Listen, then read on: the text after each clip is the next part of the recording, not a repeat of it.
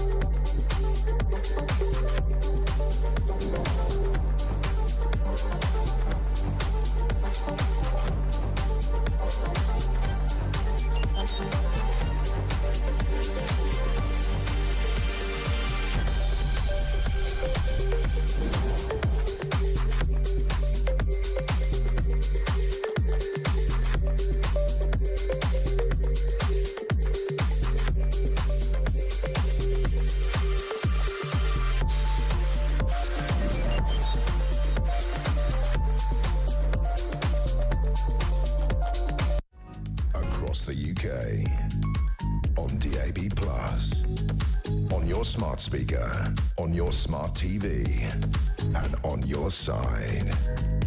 This is Talk.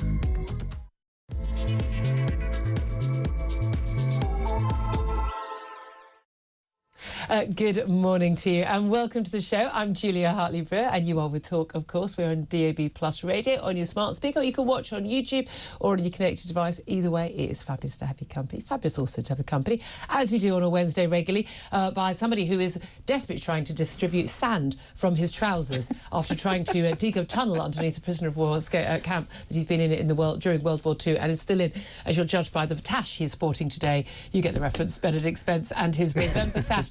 It's coming on a treat. Good morning to you, sir. Good morning. I was wearing a great big double-breasted He was wearing a double-breasted coat and he walked around. Oh, my God, there's going to be sand everywhere. That's what they did. They put the sand down their trousers and gradually spread it around the POW camp. Yeah. Last week, it was agreed by our lovely, lovely audience and on social media. It was very, very clear that you look like a 70s porn star. That is the look we're going for today. Yeah, over half of your listeners need their hard drives checked.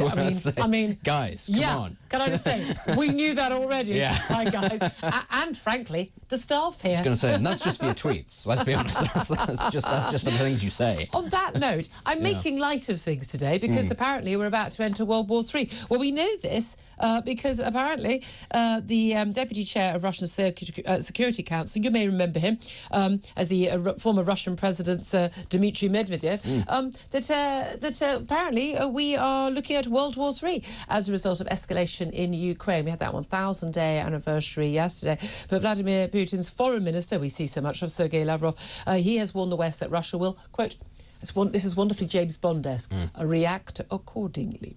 After Ukraine fired US-made long-range missiles into Russia yesterday, 6 ATACMS missiles were fired over the border into Russian territory. We're told this is a massive escalation. We're also told that we may well see, of course, British missiles, the Storm Shadow missiles, being given permission for them to be fired into Russia. We know that today the US Embassy in Kyiv has been temporarily closed over fears of an attack on that. There is no doubt at all an escalation. And what I want to know from you, in particular, with this specific threat from the Kremlin of talking about a nuclear reaction, signalling that there could be a nuclear weapon launch in response to Ukrainian missile attacks on Russia. Do you fear the war escalating? Are you afraid of World War III, of a nuclear war happening? Tell us why you do fear. Tell us why you don't. I would love to hear your thoughts on this. Give us a call, 0344 499 1000. You can text us on 87222. You can send us a message on on X/Twitter at TalkTV. Calls are charged at the national rate. Text costs £1, standard network rate message. We're also going to talk more about farmers after that incredible protest yesterday in Westminster. Some 1,500 farmers descended on Westminster. Just a couple of tractors. They could have brought an awful lot of more, but they chose just to bring the 2. But they brought an awful lot of well, should we say, I'm going to say justified anger towards the government yesterday when they protested that imposition of inheritance tax on family farms. Big rows between the BBC and Jeremy Clarkson as well. Keir Starmer claiming that, well, the BBC's backed up his figures on how many farmers are going to be affected. So we'll be talking about that. Rather a lot of discontent among rural Labour MPs about the plans because, oh dear, they might want to keep their seats. Also, we're going to be talking about the usual madness over our inability to control our borders and who lives here and who doesn't, with a violent Portuguese drug dealer jailed for numerous offences over the years, only recently jailed for 5 years in the UK for, again, robbery, drug dealing, you name it. Of course, doesn't serve 5 years because that would be madness, wouldn't it? But he cannot be deported, a judge says, because of free movement rules under the EU before Brexit, which means that he is entitled to stay in this country.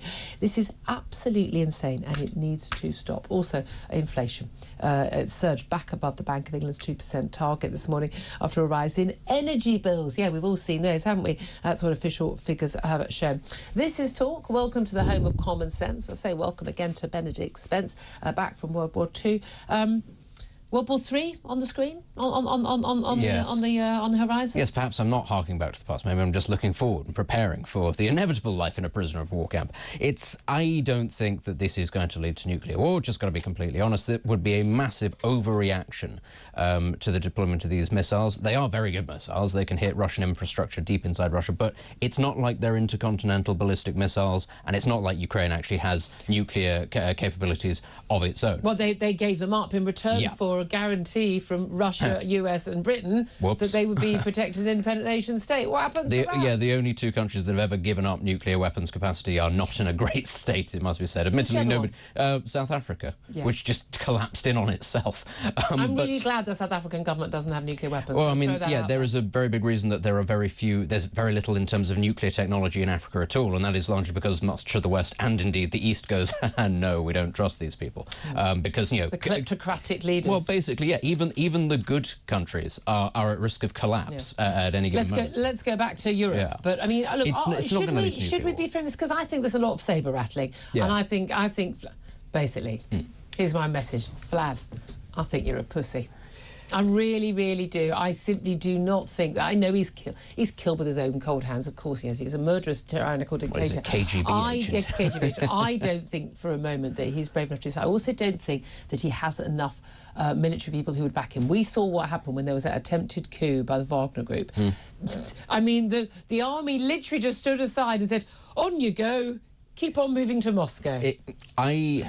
It's difficult because I don't think that Russia is in a great state of affairs, but I don't think Ukraine is actually in anywhere near as good a state of affairs as Russia is. I think that this is the big thing that isn't being discussed with Western publics enough, though it is beginning to filter through. You know, everybody was talking about the great big push, I think, last year and all that, and it came to nothing. They literally don't have the manpower. Partly that's because they were not given... weaponry as well, because we keep dragging our feet. But that's the point. They don't have the manpower because they were never given the weaponry at the time. So this war of attrition has meant that more and more Ukrainians are just dying, frankly, needlessly. Although Russians are dying at a far higher rate. 1,600 a day Russia killed or seriously wounded. Has a much, much larger pool to draw on. They can do this. That's the reality. And this was always the danger, was a drawn-out war of attrition, and which Vladimir Russia will Putin win. simply doesn't care how many Russian men he kills. And he's re-augmented the entire economy. Actually, other countries like India and China, they don't care about Western sanctions. They're more than happy to sell and do business with Russia. The Russian economy is doing fine. That's the thing about Western sanctions is you need the entirety of the rest of the world to get on board. Well, you know my views on the likes of India. You know, you want to be a Western ally. Pick a side and be clear about it. Yeah.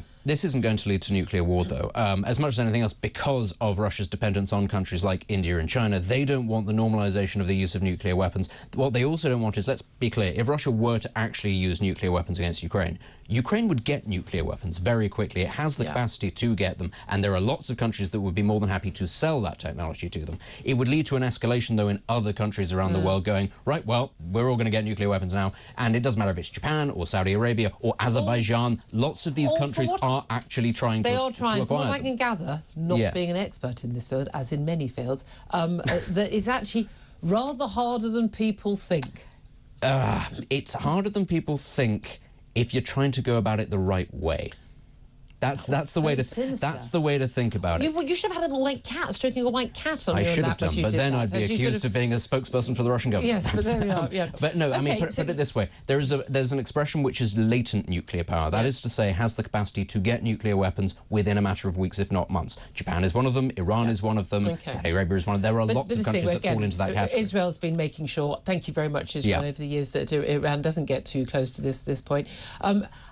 Here's my thing on this: is that Vladimir Putin makes threats all the time. When he threatened to effectively invade Ukraine, people didn't take him seriously. On this, I think people are going to take him too seriously. I don't think that you can go through life and, as a Western leader and as Western populations and just say, well, he's a murderous dictator, he's a threat, we just can't do anything to make him angry because he might do that. That is no way to live. That would have been us, frankly, not fighting Hitler. That would have been us not trying to fight the exactly, to the 1930s. Yeah. That would have been us not taking on Russia in the Soviet Union in the Cold War. That would mean us not taking on Vladimir Putin at all over Ukraine and not taking on Xi Jinping if and when he invades Taiwan. Question marks over that. I just think you need to say enough is enough. No, we'll go. Come along if you think you're hard enough. The reality is, Vladimir Putin cannot stand the full might of NATO forces, particularly American forces, if they choose to deploy them. If he goes nuclear, we're in a different territory. He's not that stupid, and there aren't enough people around him who are that stupid to allow it to happen. But I would say, and to mention 1930s, Hitler, the Sudetenland, all of that, that is what happened before, and this is comparable, what's happened in Ukraine with the initial annexation of Crimea. And the problem is, and this is going to sound, you might find this slightly odd for me to say, this is a failure of the European Union not actually becoming even more integrated and becoming the superstate it wants to be, because it can't actually have a joined-up foreign policy if it doesn't do that. You have all of these different countries pulling in different directions. If you have the most powerful one, Germany, saying to the other ones that want a stronger stance against Russia, Poland, the Baltics, for instance, if you have them saying, no, you can't do that because we need their oil, it doesn't work. You need to be the superstate, or you need to just follow your own policy. And NATO is supposed to overcome that, but of course the United States, very irritated that European countries don't pay their way. So it's all fractured. And certainly with America on that, absolutely. Well, look, let's turn our attention to stuff closer to home, but I do want to hear from you on anything we're talking about, of of course, today, but particularly, do you fear the war in Ukraine escalating? Do you fear that we could turn into nuclear war? These saber-rattling threats from Russia, do you think we should believe them? And what actions do you think we should take or not take? I'd love to hear your thoughts. 0344 499 1000. You know all the other ways of getting in touch. Let's talk about farmers. Big row escalating over farmers. Protest yesterday in Westminster. Saw lots of the guys on the train. I was on the way home as it had finished. They made their voices heard all over the telly and the radio yesterday. But the government said they're not backing down. Keir Starmer has laughably said, my first job was on a farm. That was while his father was running the toolmaker factory. Yeah.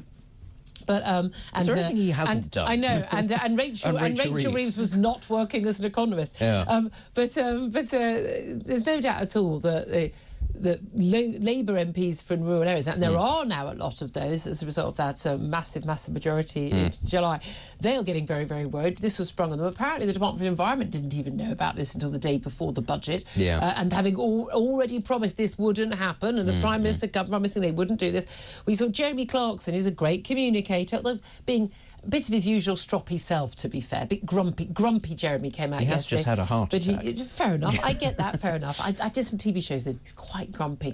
I love him. I think he's the most brilliant writer and broadcaster, but he's a bit of a grumpy old sod. He would freely admit this, I'm sure. But him having a little bit of a fracas with the BBC's Victoria Derbyshire. And again, depending on whose side you're on, people seem to say, well, he won that one. She says, oh, you typical BBC.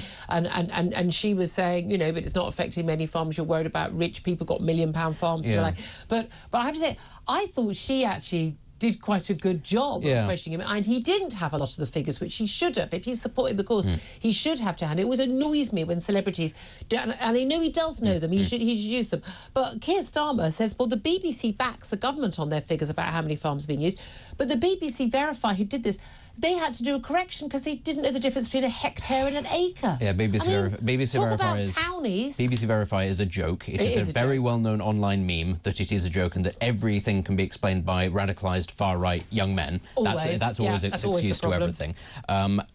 When it comes to Victoria Derbyshire, you're right. Actually, she gave him a bit of a filleting. But the problem is, actually, what she was saying to him, oh, you only bought your farm to get out of paying inheritance tax. But only because he had said that himself Which in an he did. interview. It wasn't exactly a ha-ha, gotcha kind of thing, because everybody already knows that he said this. All the farmers, who you'd imagine would be the people most irritated by that, they know it, and they are still on board with him being a major figure in their campaign because he is such a good broadcaster. They know which is the important thing. But as he has said, he's not worried about himself. Of course. That's not all his money. And this is the funny thing, watching Steve Reid and Labour trying to spin this, in the after, they're trying to turn around and go, oh, well, what actually this is going to do, it's not about raising money. Actually, it's about letting younger farmers buy property so that they can start their own farms. And you kind of think, why didn't you lead with that if that's what this is actually about? And also, it's not true. Everybody also understands that those small farms that you're talking about, young farmers, are even less profitable than the mid-sized ones. But the only people that have the money to buy the plots of land that are going to be sold off are the super rich people and corporations doing it to avoid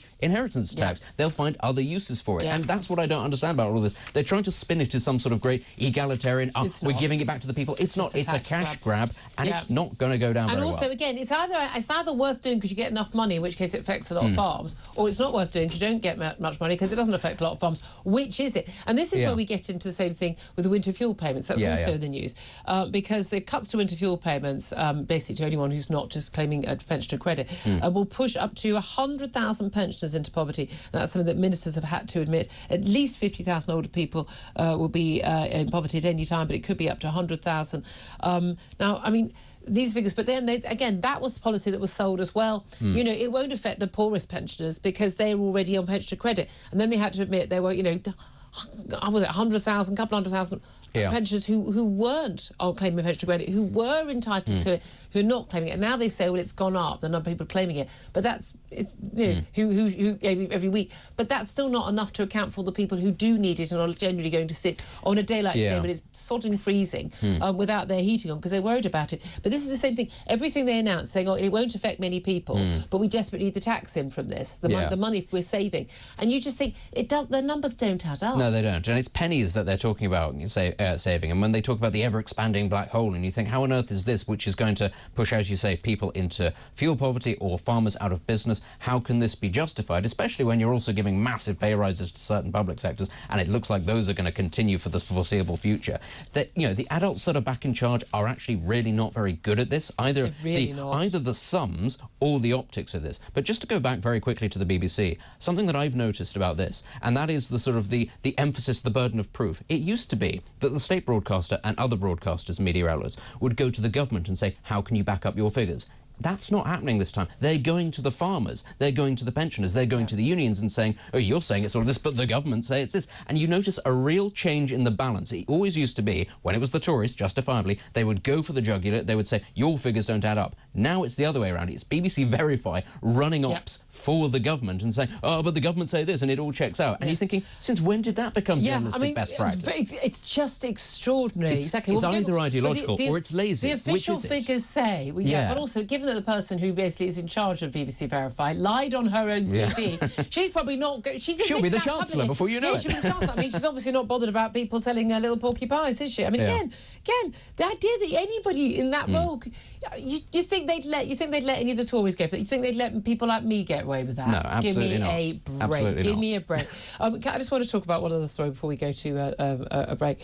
The Democrats, this just blows my mind. If you want to have an idea of just how utterly mad American politics is, a new poll of Democrat voters has revealed that Kamala Harris, I don't know. I still don't know. I neither know nor care how to pronounce her name. It's the way that you have to put your head back to pronounce this week, it. however she's pronouncing it this week, Kamala Harris is the top choice of Democrat voters to be the party's nominee in the 2028 presidential election. 41% of likely Dem voters reported they thought that she should run again. The next one down, I kid you not, was Gavin Newsom. Again, he's an appalling human being. California governor won 8%. Josh Shapiro, I think Wisconsin, he got only 7%, and along with Peter Buttigieg. But it's just, how do they not get... And they're all saying, well, who they blame for the election result for Donald Trump winning? Yeah. Well, this or that, media coverage, online this. One of the main things they think was that because, Joe Biden stood down so late, they didn't get much time, she only had a few months.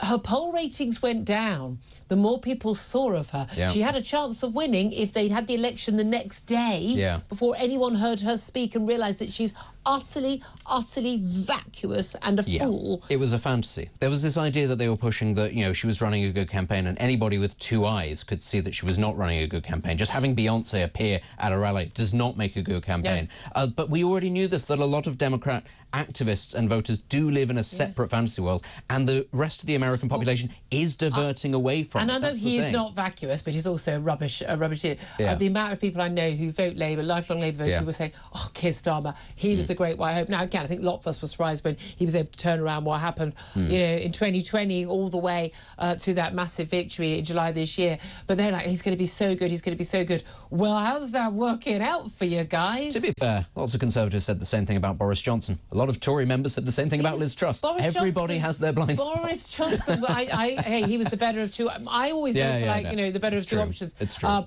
Boris Johnson, I thought, did a pretty good job until early March 2020. He was doing a great job. By May 2020, I had issues, and they continued. Anyway, 10:21 is the time. We're going to take a break. I do want to get your calls in. 0344 499 1000 is the number to call. Love to hear your worries or thoughts or not worries about escalation to possible nuclear war over Ukraine.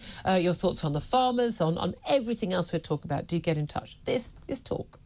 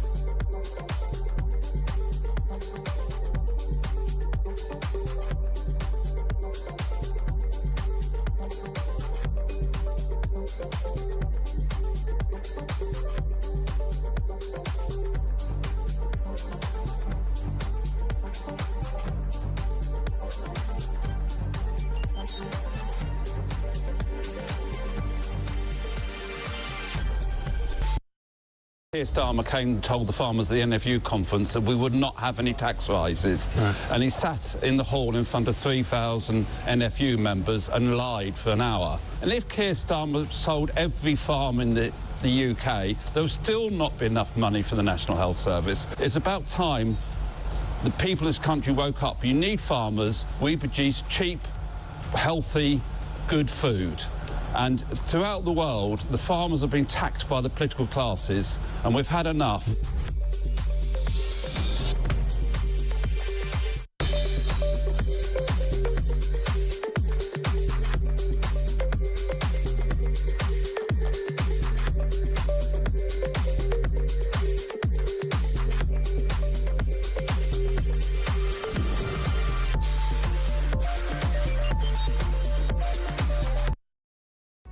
Across the UK, on DAB+, on your smart speaker, on your smart TV, and on your side. This is Talk. This is Talk, the home of common sense, with me, Julia Hartley-Brewer. Benedict Spence is also here. Let's get straight to the phone lines. Lots of you getting in touch about this escalating war in Ukraine. Do you fear war escalation? Do you fear nuclear war? Also, your thoughts on the farmers' protests, farmers versus the BBC and the government. They seem to be in cahoots with each other. Whatever you want to talk about, do get in touch. Also, yeah, by the way, love to hear your thoughts on the Democrats thinking that Kamala Harris should run again in 28. I mean, yeah, good luck with that, guys. Good luck with that. Also, by the way, the most extraordinary story, which we didn't get to, and this absolutely blows my mind.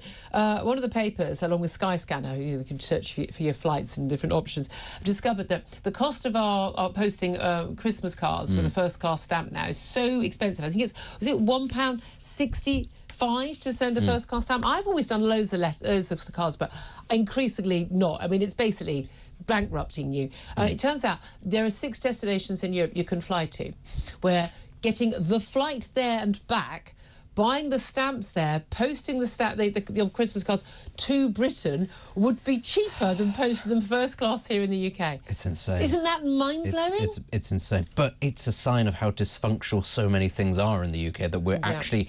That is a possibility. It shouldn't, and it's not like it's just one flight. There's a little loophole, no. It's several flights that you can do. Exactly. Honestly, and there's some quite good destinations, by the way. They're pretty good. You have to turn around though and go, but this is why people are suffering. This is what we actually. Do you remember when there was talk about the cost of living crisis? This is the cost of living crisis. You can't even send Christmas cards. But it's properly. All those little things that are part of sort of the fabric of civil life, aren't they? Anyway, I'd love to know whether you're sending any Christmas cards this year. You're just going to be doing a lot of walking around handing them to people. Anyway, we'll see. At 10:27 is the time. Get your calls in 0344 499 1000. Gary is on the line. He's in Norfolk. Gary, good morning to you. You wanted to talk about the fear of escalation of the war in Ukraine. Yes, I did. I think it is an escalation. I think it's an escalation for political means. On whose side? You think? Starmer and Biden. I think they're that upset with Trump being voted that they want to make a mess for him when he eventually takes office, and or maybe these decisions were delayed because of the election, because they knew that would help Trump, because the American people would rather they didn't do that. I think the American people would rather they didn't do that, full stop. I think the UK people would rather they didn't do that, full stop. This has always been a question, and we've always moved away from it. I mean, I studied the First World War, I studied the Second World War, and the First World War was basically an escalation through arms war, but it was also paranoia on the point of Germany being surrounded by what they considered to be foes. It's the same with Russia. Yep. Russia had buffer states. We had an agreement with buffer states. The EU and NATO started to encroach on those buffer states. So Russia considered that. No, the EU and NATO didn't encroach on those buffer states. Those states wanted to turn to the West for economic improvement and for security because of the threat from Russia. And weren't they sensible to do that? Because those aren't the states that have been invaded. Because that would lead to reaction from NATO. We hope. Yeah, that is that is a point. That is a good point. Well, it's kind of the main point in my view of this. I just think that I think that's a Kremlin talking point. What you've said there, I really do. Look, I think that Joe Biden's trying to make life easier for Donald Trump in January. No, of course not. However, if Donald Trump thinks he really can get people to the table and do a peace deal, isn't it better that Ukraine comes to the table if they so choose? I'm not sure I would do so if I were them. I don't know if they will. That they come to the table in the strongest position possible, which means they need to keep some of that Russian territory they've taken. They need to be able to have the landmines to take out Russian troops encroaching on their territory in the Donbass. Shouldn't we be doing everything to help our ally? I think we should be doing something to help our allies, but as for the Russians made it quite clear that if we give them the go-ahead to start firing missiles into Russia, they will consider a nuclear response, a limited nuclear response. And I don't think. I mean, what is a limited nuclear response? Well, there are limited weapons. We're not talking about Hiroshima or Nagasaki. We're talking about something very different. There are lots of different kinds of ways nuclear weapons can be used. But what's going to be our response to that, Julia? What's going to be our response? Our response. I think it's going to escalate, but I think Putin knows that, which is why I don't think he'll do it. And if he does do it, then yes, we need to escalate, because Putin is a threat not just to Ukraine, but to many countries across Eastern Europe, and then eventually to our NATO allies in Europe. And I think that you need to stand up to bullies, because otherwise he's going to keep on a-coming. I agree with you on that point. But you don't, because you're saying we shouldn't do enough to help Ukraine win. No, I don't. Yeah, you got me on that one, but I do think that we should surely consider.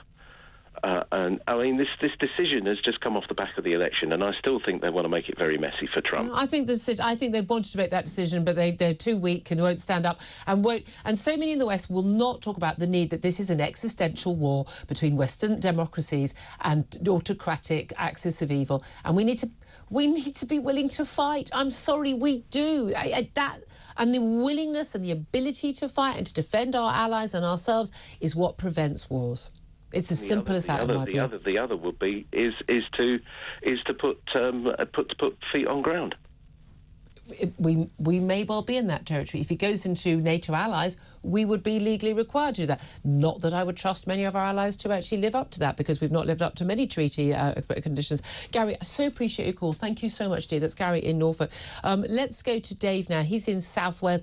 Dave, you wanted to talk about the farmers and the farmers' protests, and they're saying, basically, we're going to keep on protesting until we get our way. Well, let's be honest about it, Julia. We're not talking about farmers. What we're talking about are landowners. Mm-hmm. There's a huge difference between the people who are renting their farms from these people and the people who are holding the assets in trust. Yeah. The thing is, there is nothing wrong with paying inheritance tax. The ordinary people now savings. The threshold for inheritance tax, I think, is $325,000. Well, when you take a price of a house in that, it doesn't take a hell of a lot of savings to top that, and people are paying inheritance tax.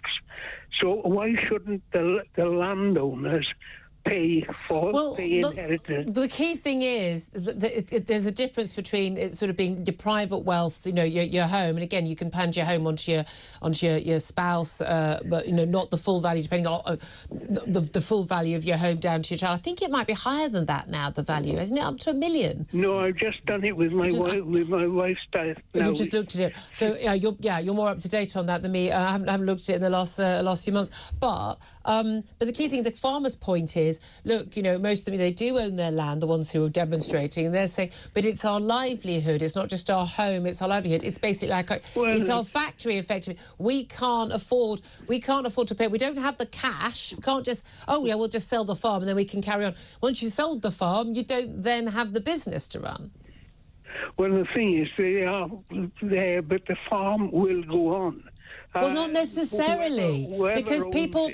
Look, most people don't go, oh, I think I'm going to go and run a farm. And look, you look at Jeremy Clarkson, look at the state that he got himself into with all the advice he was getting from professionals, that actually you need that generational knowledge and love of the farm for that to happen.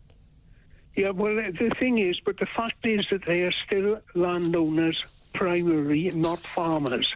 The farmers are the people who are renting the farm. No, I'm sorry. There are some who are tenant farmers. I get that. I do get that. Okay. But no, the people who are protesting, who are going to be impacted by this, are landowner farmers. But, you know, again, you can own a lot of land and own a farm. It doesn't mean you're living the life of Riley.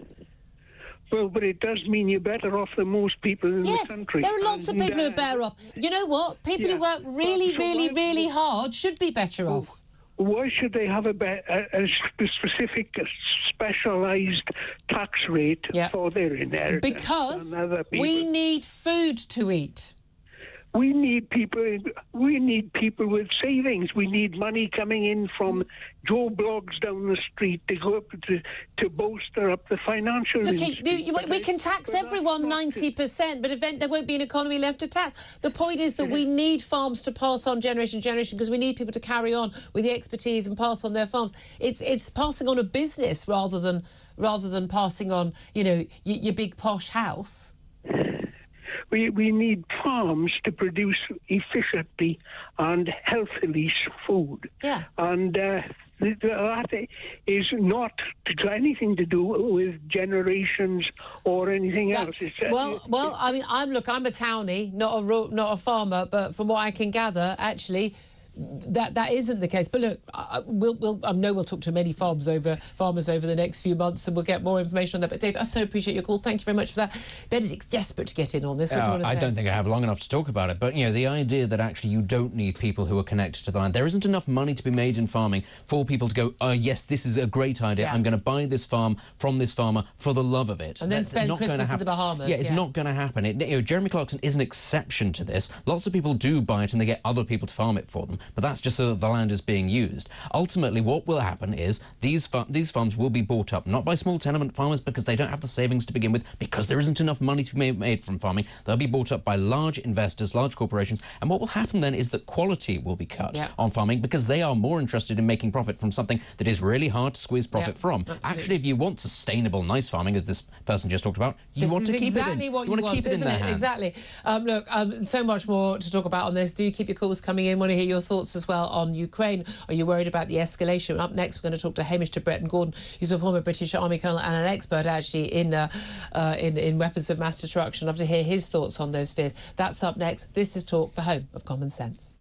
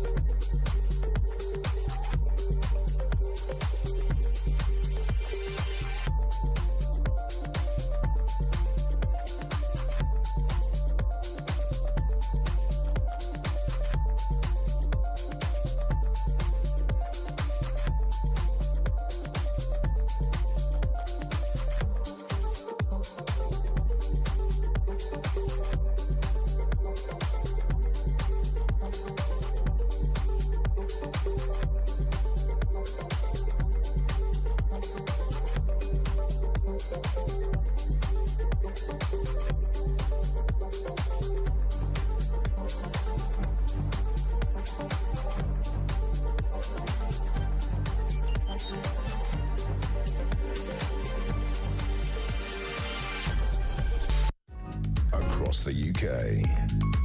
On DAB+, on your smart speaker, on your smart TV, and on your side. This is Talk. Good morning to you. This is Talk, the home of common sense. And me, Julia Hartley-Brewer. 10:40 is the time. Let's get back to the subject of Ukraine. Let's talk to Hamish de Bretton-Gordon. He's a former British Army colonel and joins us. Good morning to you, Hamish.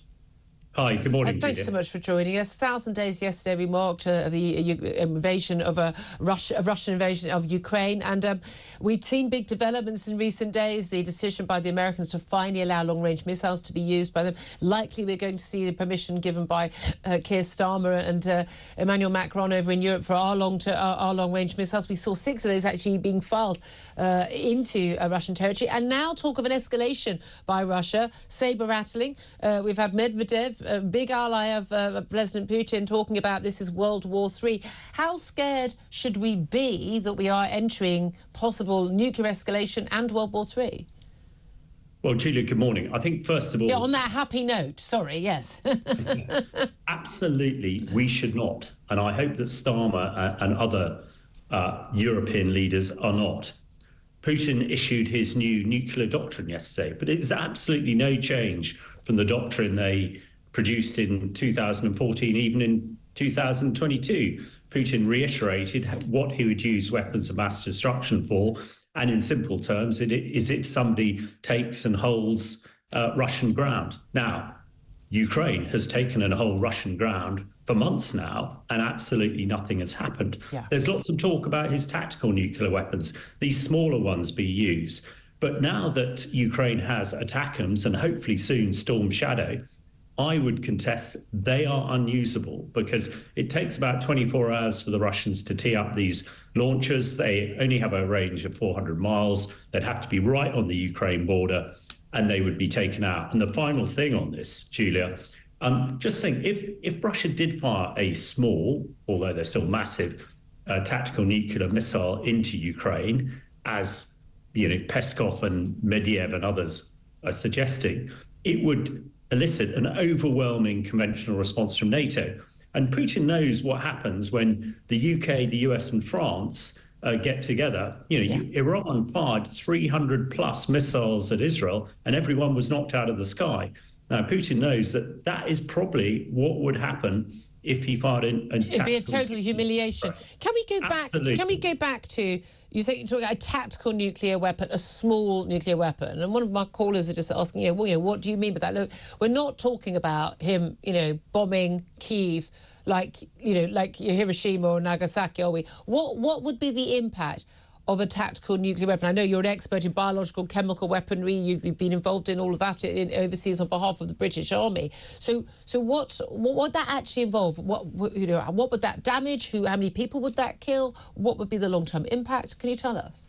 It would be a huge impact, that's for sure. These are about 2 to 5 kilotons, 2 to 5,000 tons of conventional explosive, but they only have a range of about 400 miles. So places like Kyiv and Lviv are well out of range, and it takes so long for them to set them up. That's why I think we would interdict them. But certainly it would have an impact on the ground, the radiation, the fallout, etc., etc. But Putin is he might be a megalomaniac and a tyrant, but he doesn't want the end of his regime. He wants to replicate Peter the Great. He wants to replicate Soviet Union. But if it's devastated, that won't happen. So I just hope Starmer and the others hold firm here. Give the Storm Shadow. Your point before the break was absolutely spot on. We need Ukraine on the front foot for the end of January, when we're understanding that Trump is going to go for a ceasefire. And if it's a ceasefire on Ukraine's terms, fine. And my personal view is whoever holds Kursk by Christmas will be in the front foot. And the final bit, at the moment, Russia's got 50,000 troops, including 10,000 North Koreans, in assembly areas ready to attack into Kursk. They are absolutely sitting ducks for Storm Shadow and ATACMS. Yeah. And presumably they'll know it. So if we unshackle them, they can prevent that happening. Ukraine will be on the front foot, and hopefully we'll get a decent ceasefire in January. And this is the frustrating thing is, I'm an armchair journalist. You've actually been, and actually in real wars. But the thing I find so frustrating is this: we've helped Ukraine, we talked a good game, we showed solidarity in inviting Zelensky to parliaments and Congress and all of that, but giving him just enough help to prevent a Russian victory, but never enough help, never enough on time, never soon enough to allow him to have a victory over the Russians. Is there help that we could give him without, British, American, French, NATO boots on the ground, our own men and women are risking their lives on the ground in Ukraine, which is something that all of the Western leaders have ruled out? Is there help that we could give that would enable Ukraine to win this? So when Donald Trump says he wants to end the war, we could end the war. We could end the war with a Ukrainian victory and a Russian defeat. Is that possible? Yeah, I think it is. But you put your finger on the issue here. It's about political decision-making against military strategy. And what's been demonstrated here, politicians always like to make decisions at the last possible moment, thinking about their own survival, probably more of others. Biden now knows he's out. So, in a way, he can make any decisions he likes. It won't affect him. Whereas still people like Starmer and others are thinking, God, what's going to happen in 4 years' time? So that's the decision-making. Make it early. But your point, can we win the... Well, if you go back to my analogy about Iranian Iranian missiles, why can we shoot down Iranian missiles fired at Israeli cities, but we can't shoot down Russian missiles fired at Ukrainian cities, killing innocent people? And I'm not a fighter pilot. I'm not an expert there, but I'm pretty sure British jets and American jets from outside Ukraine or Russian airspace can take these missiles down.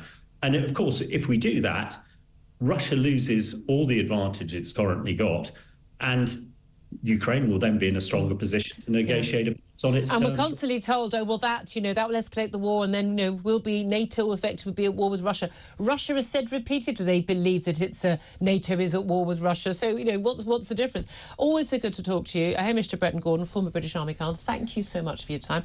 Love to hear your response to that. 0344 499 1000. Benedict Spence, listening to what Hamish had to say. Do you agree with him, disagree with him? It's difficult. All of this, for me, comes back to the fact that we are headed for a situation where there is going to be a negotiated settlement. And I think that this is difficult for a lot of Western powers to swallow. And I go back actually to what you said earlier, which is that we have appeased Vladimir Putin and that he has done a lot of sabre-rattling and that we weren't firm enough. Western governments were not firm enough.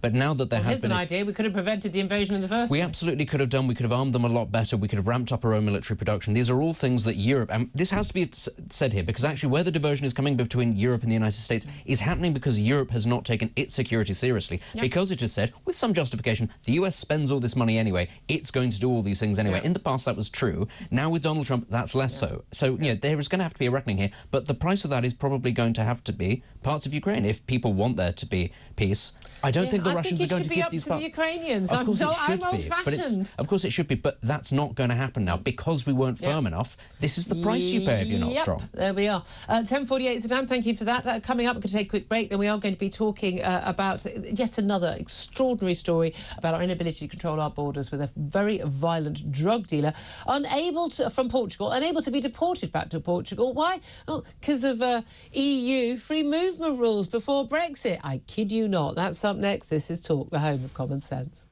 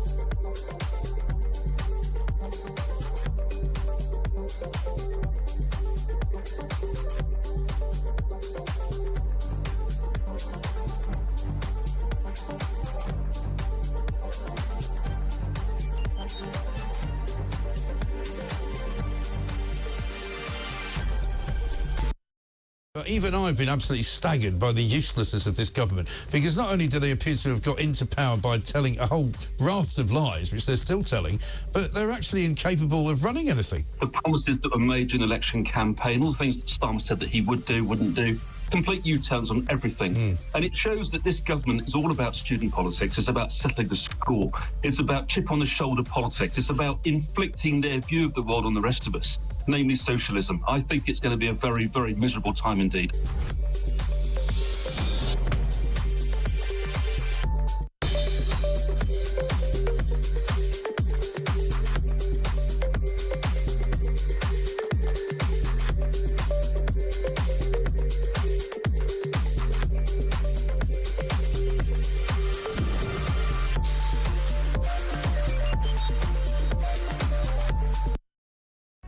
Across the UK, on DAB+, on your smart speaker, on your smart TV, and on your side. This is Talk. Good morning to you. This is Talk, the Home of Common Sense, with me, Julia Hartley-Brewer. Benedict Spencer with me as well. Let's talk right now about just another one of these stories. You keep thinking they must be being made up. This is the sort of stories that the left go, oh, look at the right wing making these stories up. No, they're happening every single day. This is a story involving a man called Antonio Monteiro. Oh, he sounds nice, doesn't he? He's not nice. He's a Portuguese man, but he's been living in the UK for more than 10 years, and of course was able to stay as a result of the Brexit deal. That meant, of course, anyone who'd been living in the EU, from the EU in Britain, was welcome to stay. Of course, leading Brexiteer, absolutely welcome that. Apart from the fact that this was a guy who's not been good for Britain. Apparently he wanted to be a professional footballer. That didn't work out. Well, shame on that. So his life went off the rails. He didn't get a job. Between 2018 and 2023, he amassed multiple convictions for drug offences, robbery and possession of weapons. His latest conviction, he was jailed for 5 years for applying Class A drugs, dangerous driving, attempted to escape from police and robbery. They were committed, these crimes, while he was serving a suspended sentence in the community for previous crimes. Of course, sentenced to 5 years doesn't mean he serves 5 years, so of course he's out now. But there is an effort by the Home Office, extraordinarily, to actually deport him. Now, he's claimed his rights under pre-Brexit freedom of movement rules mean that he cannot be returned to his native Portugal because he's lived here for more than 10 years, unless there are imperative grounds of public security. And the judge has said, I'm unable to find that imperative grounds are made out. I would have thought the imperative grounds are that he is a numerously convicted criminal and a danger to our country. But apparently not. Let's talk about this with Stephen Wolfe. He's Director of the Centre for Migration and Economic Prosperity. Good morning to you, Stephen. Good morning, Julia. Thank you for joining us. Now, look, OK, we're not saying this is a man. He's not a terrorist or a rapist or a murderer. Possession of a weapon. What? Knife, I'm assuming? Drug robbery, repeated offences, escaping, trying to evade arrest by the police. I'm sorry. He's clearly a threat to people in this country. Off you go. But the judge doesn't think there is an imperative ground of public security. What's going on? Well, what's going on is quite a very small element of law that you've talked about in terms of the European pre-Brexit rules.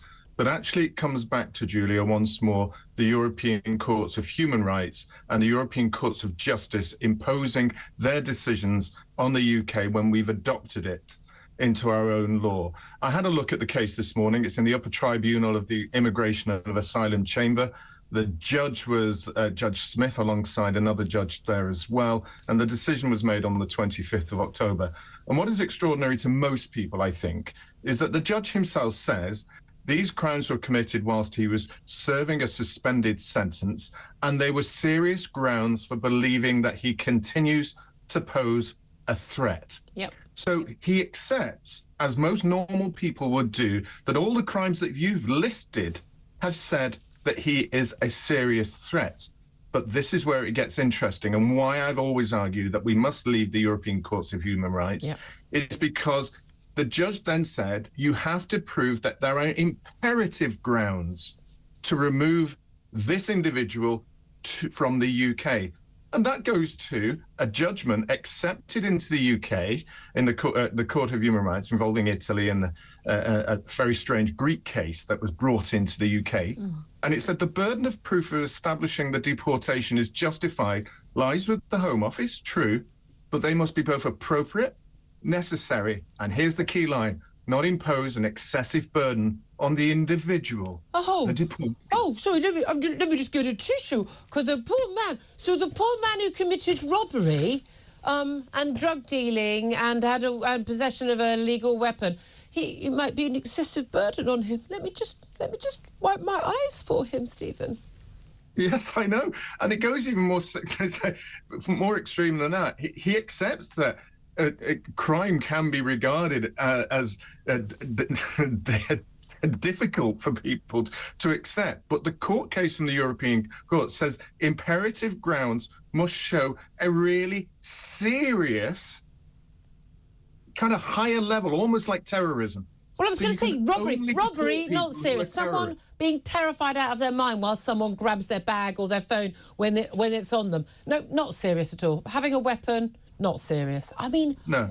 This is extraordinary. I'm amazed we're allowed to even deport murderers and terrorists these days, frankly. But is it's quite difficult is this a liberal interpretation by this judge, though? Because often what we've seen this sort of this madness has infected our courts in a way that the interpretation of these laws. This judge could surely say, well, I consider public security to be free from theft and from robbery and people carrying weapons on the street. I consider that to be imperative grounds. Off you go. He could have used his own discretion, couldn't he? There is a very fine line that this judge has to go, and I've got to be very fair, and as a barrister myself, also got to be incredibly careful along the lines that I express how he does this. Public security, he said, is a familiar expression, but it does not appear to be subject to judicial definition. It does not equate with national security. Oh. So it is possible that some would argue that there is some leeway for that judge to say the types of offences this individual are actually of public security. But he goes on to say, naturally, the Home Office has lost this once again. There must be some possibility of risk or danger to the security or the well-being of the nation, which the Secretary of State considers is desirable for the public good. My argument is surely it is of the public good to deport someone who is a career criminal and has all the types of aspects of a crime that you've described. I mean, it's just mind-blowing. Again, if you are a nation state, you can't control who's coming into your country, and you can't remove people who've caused ill in your country who are not nationals. You're not a nation state anymore. I mean, it's that simple. You need to be able to protect your citizens. Stephen, well, thank you so much for joining us. Always so on top of the detail of these things, and it is the detail that matters. Director at the Centre for Migration and Economic Prosperity, Benedict Spence. Yeah, the erosion of what government considers to be in the public good, public harm, and also what it considers its own role to be. And what the courts insane. think. People think the courts are the final arbiters. Yeah. The interpretation the courts are making now are off the scale mad. They no longer represent normal public opinion. And this is a problem when you have a government that does things entirely by procedure. It doesn't seem to understand that it can change the rules. You're run by a lawyer who says, this is what the courts say. Absolutely. Hi, Keir, if you're watching. But anyway, I'm just going to get my tissue out because I don't want any of these convicted criminals Stop it, Julia, that's a hate crime. Non-crime hate. Probably is a hate crime, isn't it? Anyway, more from Benedict Spence, more from me, lots more coming. I'd love to hear thoughts, lots of calls on the farmers and on the Ukraine escalation. This is Talk.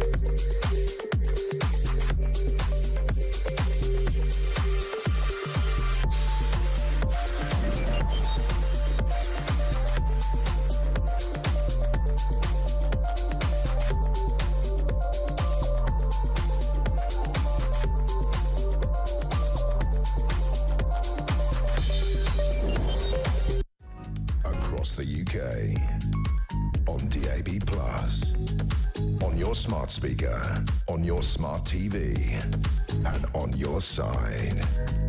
This is Talk.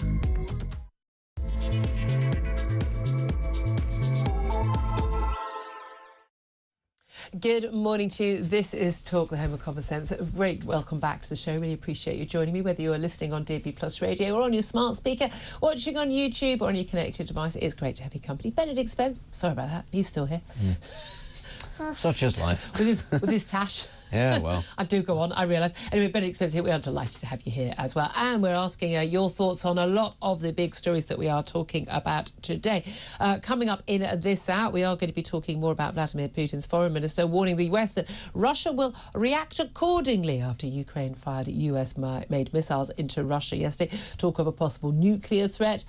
Talk of a further escalation. This, of course, as the US embassy has actually been closed in Kyiv on a temporary basis. And landmines from the US are allowed to be used now by Ukraine to prevent the approach of Russian forces. I don't know, everyone's getting in it is about that. I'm thinking, if you keep a map of where you put them, then they can take out the Russian forces and then you can remove the ones after, hopefully, Russians have gone.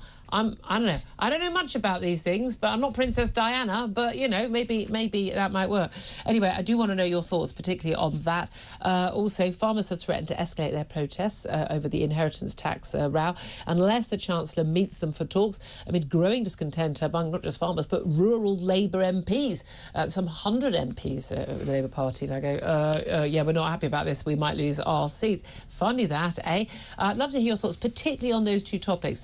Do you fear the war escalating in Ukraine, and do you fear the war escalating between the farmers and the BBC and the government, because the government says the BBC is on their side. Jeremy Clarkson, representing the farmers, kind of went to war with Victoria Derbyshire at the BBC yesterday as well. Typical BBC, he said, which it was, but nevertheless. I'd love to hear your thoughts on all of that. Give us a call, 0344 499 1000. Text the word talk to 87222. Get in touch. Post us a message on X at Talk TV. Don't forget, of course, calls are charged at a national rate. Text costs £1, standard network rate message. Also going to be talking about social media a bit later in this hour as well. The Technology Secretary, Peter Carr, has ordered new research into social media to help decide whether Britain should follow Australia and issue a ban for under 16. There's a lot of talk about the social media companies need to take action first, but should we ban under 16s from using social media? I'd be very keen on that, other than I'd be very concerned about how would you know they were under 16 unless you were identifying everyone who was over 16, in which case you're kind of losing your anonymity online. I'm a bit worried about that. So we'll talk about all of that coming up with Benedict and other top guests, of course. Let's start again once again with Ukraine, though. We've talked a lot about it, so we won't talk for too long. But the US embassy in Kyiv is closed temporarily amid these threats from the Russians. Talk of an escalation. We spoke to Hamish de Bretton-Gordon, former British military man, an expert in weapons of mass destruction like biological, chemical weapons. But he said, actually, you know, the use of tactical nuclear weapons, massive big impact. Yes, we'd have issues with radiation and the like, but realistically, any use of those weapons, because they take 24 hours to set up and they've only got a short range, 400 miles is a short range for these sort of things, we are looking at the Ukrainian forces being able to take them out with these long-range ballistic missiles they've now got. And if there were nuclear weapons used, that there would be a NATO response, and that is exactly what Vladimir Putin wants to avoid. Do you think that is the most likely outcome? I don't think Russia is going to use nuclear weapons, not right now. And it's not just that there would be a NATO response. I do think a lot of other countries that are ostensibly allied with Russia would say, actually, this is not acceptable to us and we're not going to continue to do business because it damages or weakens our own security. And I think that that's very important, that, you know, that there's a lot of major powers that have nuclear weapons, but there are lots of other countries in breakaway regions or countries that fear for their own security that would very quickly begin the process of trying to acquire these things if suddenly the use of nuclear weapons was on the table. It's a taboo that has existed since 1945. I don't think that Russia would be thanked by China for getting that off the table. But, you know, Iran has developed them. Everyone knows that Israel probably got them. We've got... can neither confirm nor deny deny the existence of the Pakistan, Samsung option, India. yeah. I mean, come on, lots of countries. Well, that's the thing. I mean, you said North earlier Korea. on, it's difficult to get a hold of them. Pakistan has them. It's not that difficult to get a hold of them. Yeah. That's a country that still thinks that jinns operate aeroplanes. We've got to be honest here. Okay. Actually, it is possible to get a hold of these things. The Iranians only don't have them because they understand the second that they have them, they will be bombed by the Israelis. It's the threat as much as anything. Well, no, Israel has taken... They would be bombed on a much bigger scale, and they will not confirm. Israel has taken out Iranian nuclear facilities in previous cases. Yes. Talking of nuclear escalation, the budget didn't go down well with many people. I mean, we've got, goodness knows, hospitality, retailers this week, letter from pretty much every store on the high street you've ever heard of, saying, and Amazon. I mean, I don't really care what Amazon think about anything because, they're just, different kind of business model. Yeah. They're making enough money. But it's basically saying we're going to have to close stores, we're going to get jobs, people are going to have pay, not going to be able to see pay rises, things are going to get really, really tough because of the budget. We've now seen, winter fuel payments.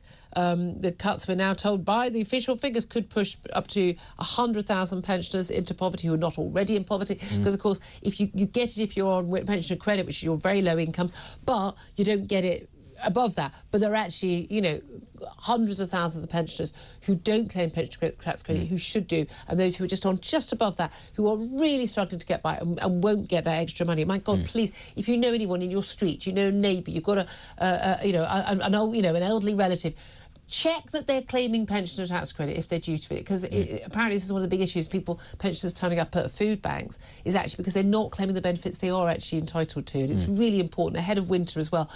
You maybe take them to Citizens Advice, get them to help them fill out the forms and get them the help they need. But they've upset all of those people, all those rows. I wonder if it's the inheritance tax on family farms that is going to end up being one of the biggest issues. Remember those fuel duty protests that we had sort of on our motorways, outside fuel depots, people queuing for, hours and hours and hours and hours, sometimes even days, to get fuel. This is back under Blair's years. Yeah.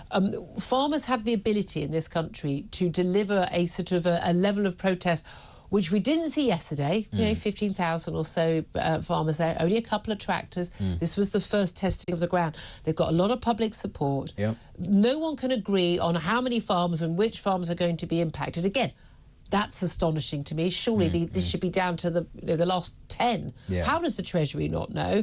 How do they know how much money they're going to raise if they don't know how many farmers are going to be affected? Yeah. Why can no one agree? Almost like they're not being honest, isn't it? Battles between Jeremy Clarkson and Victoria Derbyshire at the BBC. This has the feel to me of something that could escalate. It could, and as you say, the farmers have the resources to do lots of things, and even the solution to farmers, blocking roads and all that sort of thing. If you try to sort of circumvent them, it doesn't really work. Is the problem, and they are too numerous, and they're across the country. And also, if they're doing it with a tractor, they're not technically breaking the law in the same way as, for example, Just Stop Oil are when they sit in the middle of a motorway. It's not the same. And at I do all. think it's important they stay on this side of the law. That's really important. It doesn't appear that they are breaking the law, and lots of people are trying to say, "Oh, well, you were fine. You're fine when it's farmers, but not when it's Just Stop Oil." Well, no, because let's be clear, those environmentalists do break the law regularly, egregiously, and they think it's unfair that they have to follow the law. They're saving the planet, Benedict. The farmers, on the other hand, are feeding people and are not breaking the law, but somehow they should be treated the same. They could cause an awful lot of damage, and it's one of those things where, look, people are not stupid. They understand where food comes from, unless apparently you live in London and you work for certain sections of the British press, in which case, it falls from the sky. We don't need British farmers. No, of course not. At a time of global instability, we can just import it from, Ukraine. But again, oh, wait, no, more than half of the food that we eat comes from Britain. Yeah, although that should be higher. It should be higher. And actually, this is one of the things about globalisation. During the good times, it's a wonderful thing. But when there's instability, it's a really, really bad thing. As we discovered. We discovered this during both of the world wars. And it turns out we discovered in lockdown and in during the Ukraine war as well. And the problem is, of course, that as other things happen around the world, there is increased competition, not just for the food, but for the fertilisers and everything else. And we saw that particularly with the invasion of Ukraine. And again, the loss of the wheat, the sunflower oil and the fertiliser. Again, who knew that Ukraine basically supplied all of the fertiliser that helps grow food around most of Europe? Yeah, well, not even just most of of Europe. Egypt can't afford to feed it. It physically can't produce enough food. This isn't like the UK where we could. It physically can't. Ethiopia can't. Pakistan can't. All of these countries with hundreds of millions of people, and the only countries that are still growing in terms of population, can't feed their populations. That's where that grain goes. Not actually here, but it affects the prices here. So if you then have a situation where farming yields go down, where farms are going out of business, that is going to massively upset the price of things. And even if you do try to outsource it and import it from overseas, massively it'll And the key thing here prices. is, you know, the government is saying, look, only affects the wealthiest farms. You own £1 million worth of land. £1 million worth of land is actually a really average small holding now. But it's like when people talk about, oh, you know, Daily Mail always does this. Oh, someone who's been killed or a celebrity. It's always those two groups. You know, they're in their £1 million mansion.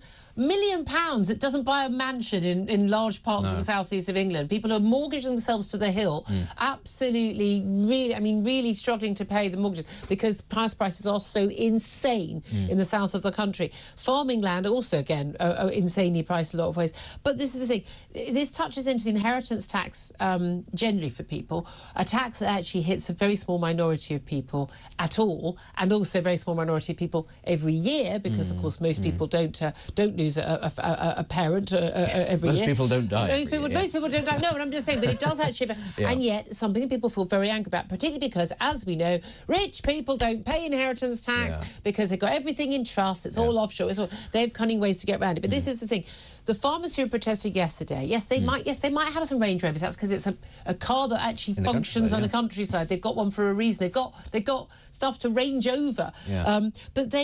But the key thing about this, you talk about family farms handed down through the generation. There is such an easy way of dealing with this tax to make sure you hit the wealthy people who are just playing at being farmers and actually the people who've been buying farmland so that they can avoid inheritance tax and use this loophole in the inheritance tax laws, and making sure it doesn't hit people who virtually entire income is from farming, who've been doing it through the generations. And I think you said James May. Yeah, James May. Jeremy Clarkson's colleague suggested this. Actually, why is it that if you're passing the farm down to a family member, why should you pay inheritance tax? If that family member decides they're not going to carry on farming and you decide to sell the farm, or, you know, it has to be passed on because the family has decided to go off in a different direction, which is happening an awful lot, actually. You know, that's the problem, is getting people into farming, getting them to stay into it. At that point, to pay inheritance tax, because then you're breaking the link from the family to the land.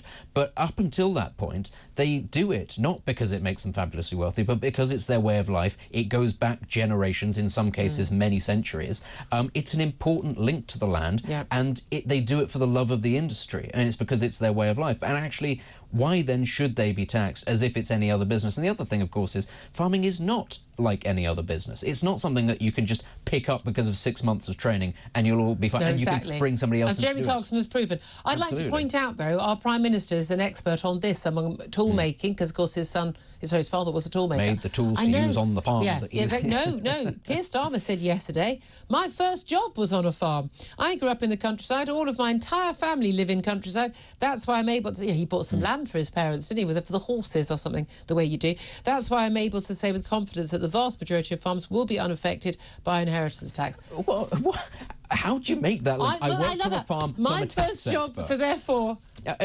by that logic, because my first job was in a print works, I know what it takes to be a best-selling author. Also, by the way, with all due respect, Prime Minister, you're unable to say with confidence whether or not that your own Chancellor worked as an economist, and for how long for the Bank of England and indeed HBOS. I mean, you can't say anything with confidence, mate. It's absolutely true. The fact that no one can agree how many farmers are affected. Do you think that the government will end up backing down? They're not backing down over Winterfield payments for pensioners. And let's face it, poorer pensioners are a damn sight more of a sort of a cause celeb, a cause for an awful lot of people than farmers.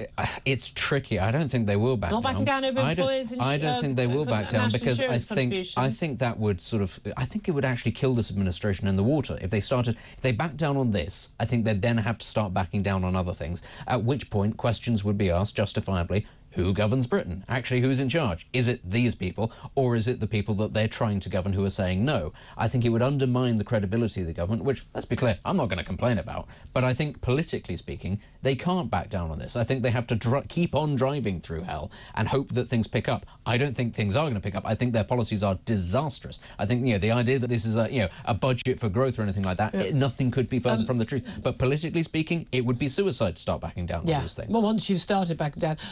There has been some growth, though, reported today, 7 o'clock this morning. Inflation rate for October up from 1.7% in September to 2.3%. It's above the Bank of England target of 2%, above what the experts... I love it. What I love is the experts predict what they think the inflation rate is going to be, and they always get it wrong, always, in one direction or another. I mean, OK, it's only a 0.1%, but nevertheless, that does make a difference over the long term, cumulatively. Inflation going back up. Well, what a surprise. You'd think, those wage rises and things. Well, no, actually, it's down to energy prices. Yep. Energy prices push up the prices of everything. But it's OK, Julia, because all of this farmland is going to be used for solar panels. Very good point. You've solved the problem. You've solved everything. I don't know why I don't know why we have a show. I'm embarrassed we've even talked about it. I think you should go off air. Just take the afternoon off. Ed Miliband knows what he's doing. Lots of people would suggest that. Don't encourage them. Can I just talk about online safety? No. I struggle with this, and there's lots of people I've joined forces with on a lot of other major issues, and we're kind of in quite a lot of difference on this one. Peter Kyle, who's the Science and Technology Secretary, he has said he's ordered new research into social media to decide whether or not Britain should follow Australia and issue a ban for under-16s. We do far too much following of Australia and New Zealand on bans, by the way. Peter Kyle said the study would look at the effects of smartphone and social media use on children. He also basically called on the regulator Ofcom, we regulate obviously what we do on air, but also online stuff as well, basically saying they need to look more at regulating social media companies. But the 6-month study is also a multi-year project. The idea is to sort of basically look at children's mental health. Now, you've got an awful lot of people who've lost teenagers, young people, children to suicide, which they blame on social media. The algorithms undoubtedly send a lot of stuff that is really, really questionable to children's from social media. Whether it's the algorithms, whether it's the use of social media at all itself, whether it's, and in my view, this is a lot of this, it's like the amount of time kids spend doing that and what they're not doing instead. Time a kid is spent looking this at their phone is time they're not spent talking to their siblings, their friends, playing sport, talking to their parents. Everyone's sitting looking at their phone is not good for them. This is what I think is actually the problem. It shouldn't, not about banning, children from going on social media or anything like that. That seems like the rules are 13 for most of them. My daughter wasn't allowed to go on anything till she was 13, and then every account had to be private. Yeah. But this is the thing. What is required is for parents and schools, to a degree, to take a much firmer line on terms of what schools shouldn't allow anyone to get their phone out at any point during school hours at all. Suspended first time, absolutely expelled second time. End of. Job done. My school, you weren't allowed to take your phone in school. You had to leave it at the desk if you needed one. They didn't have mobile phones in my day. You needed permission. You weren't allowed to look at your fax machine. No, you needed permission to have the phone in school because your parents needed to pick you up. Because I lived in the countryside and sometimes it's quite complex. But you left it with the receptionist, and everybody knew what you had. I was amazed to discover that with these much more much improved, much more powerful phones, that they are just everybody's allowed to have them at lots of different schools. Oh, they help with your maths, apparently. No, they don't. Absolutely, and they shouldn't be. Nonsense. If there is a ban, it should be parents saying to their children, no, you're not going to have a phone until whatever It's easier age. if the schools also... But I mean, no, if your kid is at school where they allowed their phones during school days, school hours, you need to get them out of that school. That school is a bad school. There are no good schools. And by the way, all the people who run social media and big tech in California, they send their kids to schools where there are no gadgets at all. Their kids aren't allowed on social media. What does that tell you? I think there are a lot of really, really irresponsible, lazy parents who go, off you go. Schools. Why are you allowing your kid to talk to anybody online at any point, who doesn't know them at the end of? But also, even, my daughter, you can use your phone to make an arrangement to all meet up in person. And certainly, they come in the house like, phones, leave the phones in the hallway. No one needs to have their phone with them. You're talking to each other. You're playing a game together. Banning them from going on Instagram or TikTok isn't going to stop things like suicide. suicide, which is actually, let's be clear, the mimetic cases of suicide or suicide attempts or self-harm amongst children existed long before the smartphone. Yeah. It's to do with behaviour and unhealthy behavioural patterns, and that is to do with structure that parents at schools need to impose. But also, there was always nasty bullying and things like that. I also have genuinely of a view, whatever it is, as much sympathy and empathy I have for these parents, my heart goes out to them. I'd be in the funny farm if I lost my child. I completely understand how awful it is. I just don't think that grieving families are the right people to make public policy. No. I think, as a general, they should be listened to and take on board, but I don't think they should decide public policy, and we're allowing that to happen right now. But this thing, my big issue with this also is to prove that someone is under 16. You're going to have to basically prove that you have to prove that you're over 16 as well. Pretty much almost an adult at 18. Whether it gets moved to 18 as well or not, who knows? But basically, people are going to have to prove who they are. I think you're into a very slippery slope. Now, 10 years ago, wouldn't have worried about that. Why shouldn't you prove who you are? Now I am. After what happened during lockdown, what happened in Canada, what they did in terms of people's bank accounts, what's been happening with the spying on people like me, journalists, politicians, scientists, for what we were saying perfectly legitimately, publicly about lockdowns and masks and vaccines and things. I now do not trust the state on that front, and therefore I would be very, very wary of that. I agree. It's another example potentially of state overreach, and as I say, you can have a much better impact by just trying to give your children a more rounded upbringing. Take them out and talk to them. Yeah. Talk to your kids. Play a board game with them. Teach them cards. Yeah, or just a bit of discipline. Say no to the smartphone. Also, put your own phone down. Yeah. No phones at the table. All those rules. This whole thing about parents who give their toddlers tablets. Oh, don't Honestly. even. Oh God, I have a friend who said, really help them learn how to read and to speak. No, it really. God. You know why the kids talk like this right now? It's because they watch Dora the Explorer to learn how to speak. Oh, by the way, and in the night garden, that shouldn't exist, the BBC or wherever it makes it, because no child should be watching television at that age. There's some really basic stuff here. Yeah. Talk to your kids. Spend time with your kids, put your phones down, and things might work out a bit better. Find out what their interests are. Talk about the game. Talk about the game. 11:23 is the time. After that, Ran. More from me and Benedict. Going to get your phones calls as well. 0344 499 1000 is the number to call. Love to hear your thoughts. Get texts and tweets as well. Particularly want to hear from you about Ukraine, the escalation of war, and indeed the battles over farming and inheritance tax. This is Talk, the home of common sense.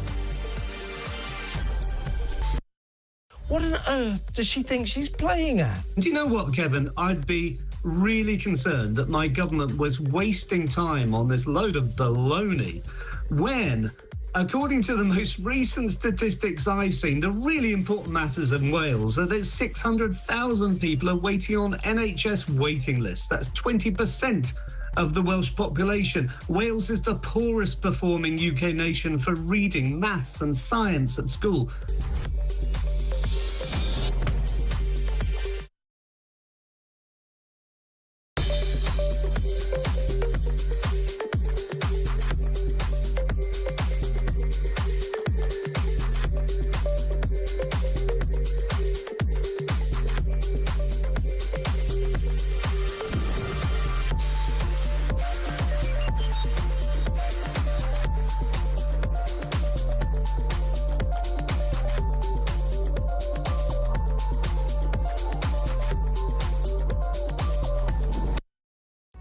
Across the UK, on DAB+, on your smart speaker, on your smart TV, and on your side. This is Talk. Good morning to you. This is Talk, the home of common sense. Thank you very much for joining me. Benedict Spence still with me. Let's get to some of your messages coming in about all the different topics we're talking about today. Lots of texts and tweets coming in about whether you fear the war in Ukraine escalating with this signalling from Vladimir Putin and all his allies that he could launch nuclear weapons in response to Ukrainian missile attacks on Russia. Robert says the only ones escalating this war are the West. At this point, Putin has the right to defend his country. Robert, I don't even know where to start, mate. I mean, if you invade another country, what do you expect to happen?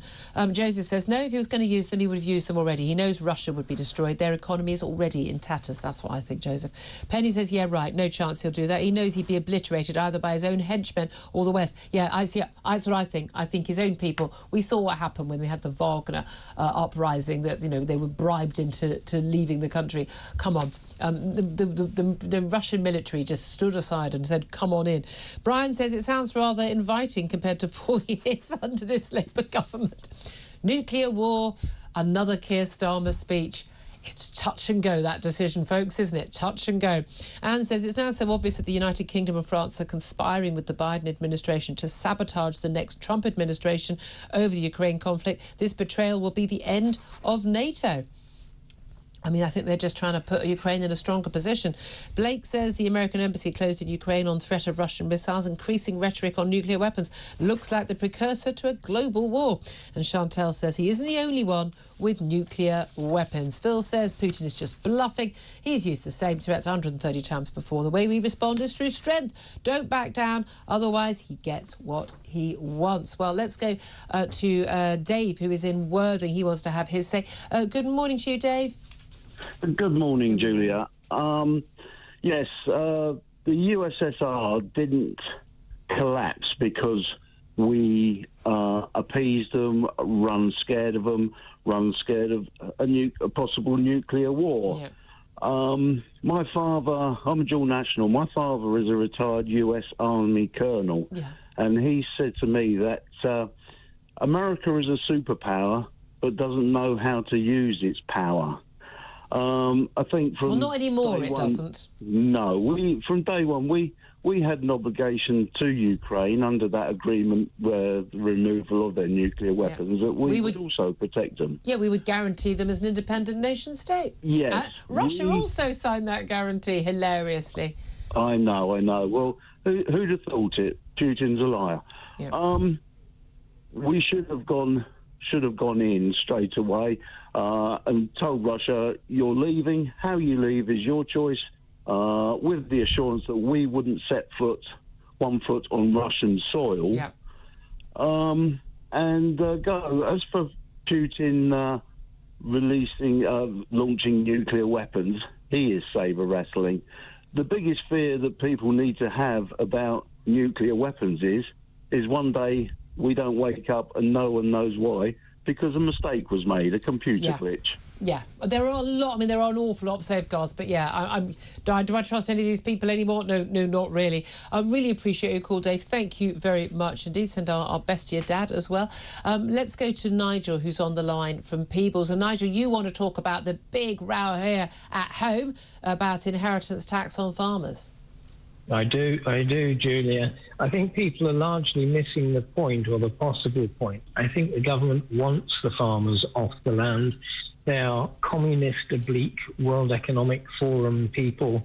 They want everything, not back in national control, but in control of the elites. I mean, don't forget, Bill Gates, the largest owner of farmland in America, visited Starmer just a few days before the budget. I think this is a very, very devious and well-conceived plan. I've said, look, I'm not a conspiracy theorist, I have to say. However, when we've seen what has happened across the EU, a lot of countries, you know, Belgium, Netherlands, elsewhere, you know, it's happening. This attack on land, and I also am of the view that, again, a lot of the claims, you know, the green claims we often get to justify a lot of action which does damage our food supply. And we saw what happened in Sri Lanka. No, don't use fertilisers, man-made fertilisers, because we need to go all green. And basically, the people were starving. People rioted in the streets, brought down a presidency because people were starving. I just think there are so many people in power who just think that we should have no borders. Everything should be run by, you know, transnational organisations, EU, World Health Organization, NATO, UN. Everything should be like that. And they just don't see. They don't get the connection people have to their own land. And particularly farmers, therefore, are a problem in that area. And we have all this war in Europe, and we're forgetting all about food security, and we haven't had food security in this country for 200 years. It's insane.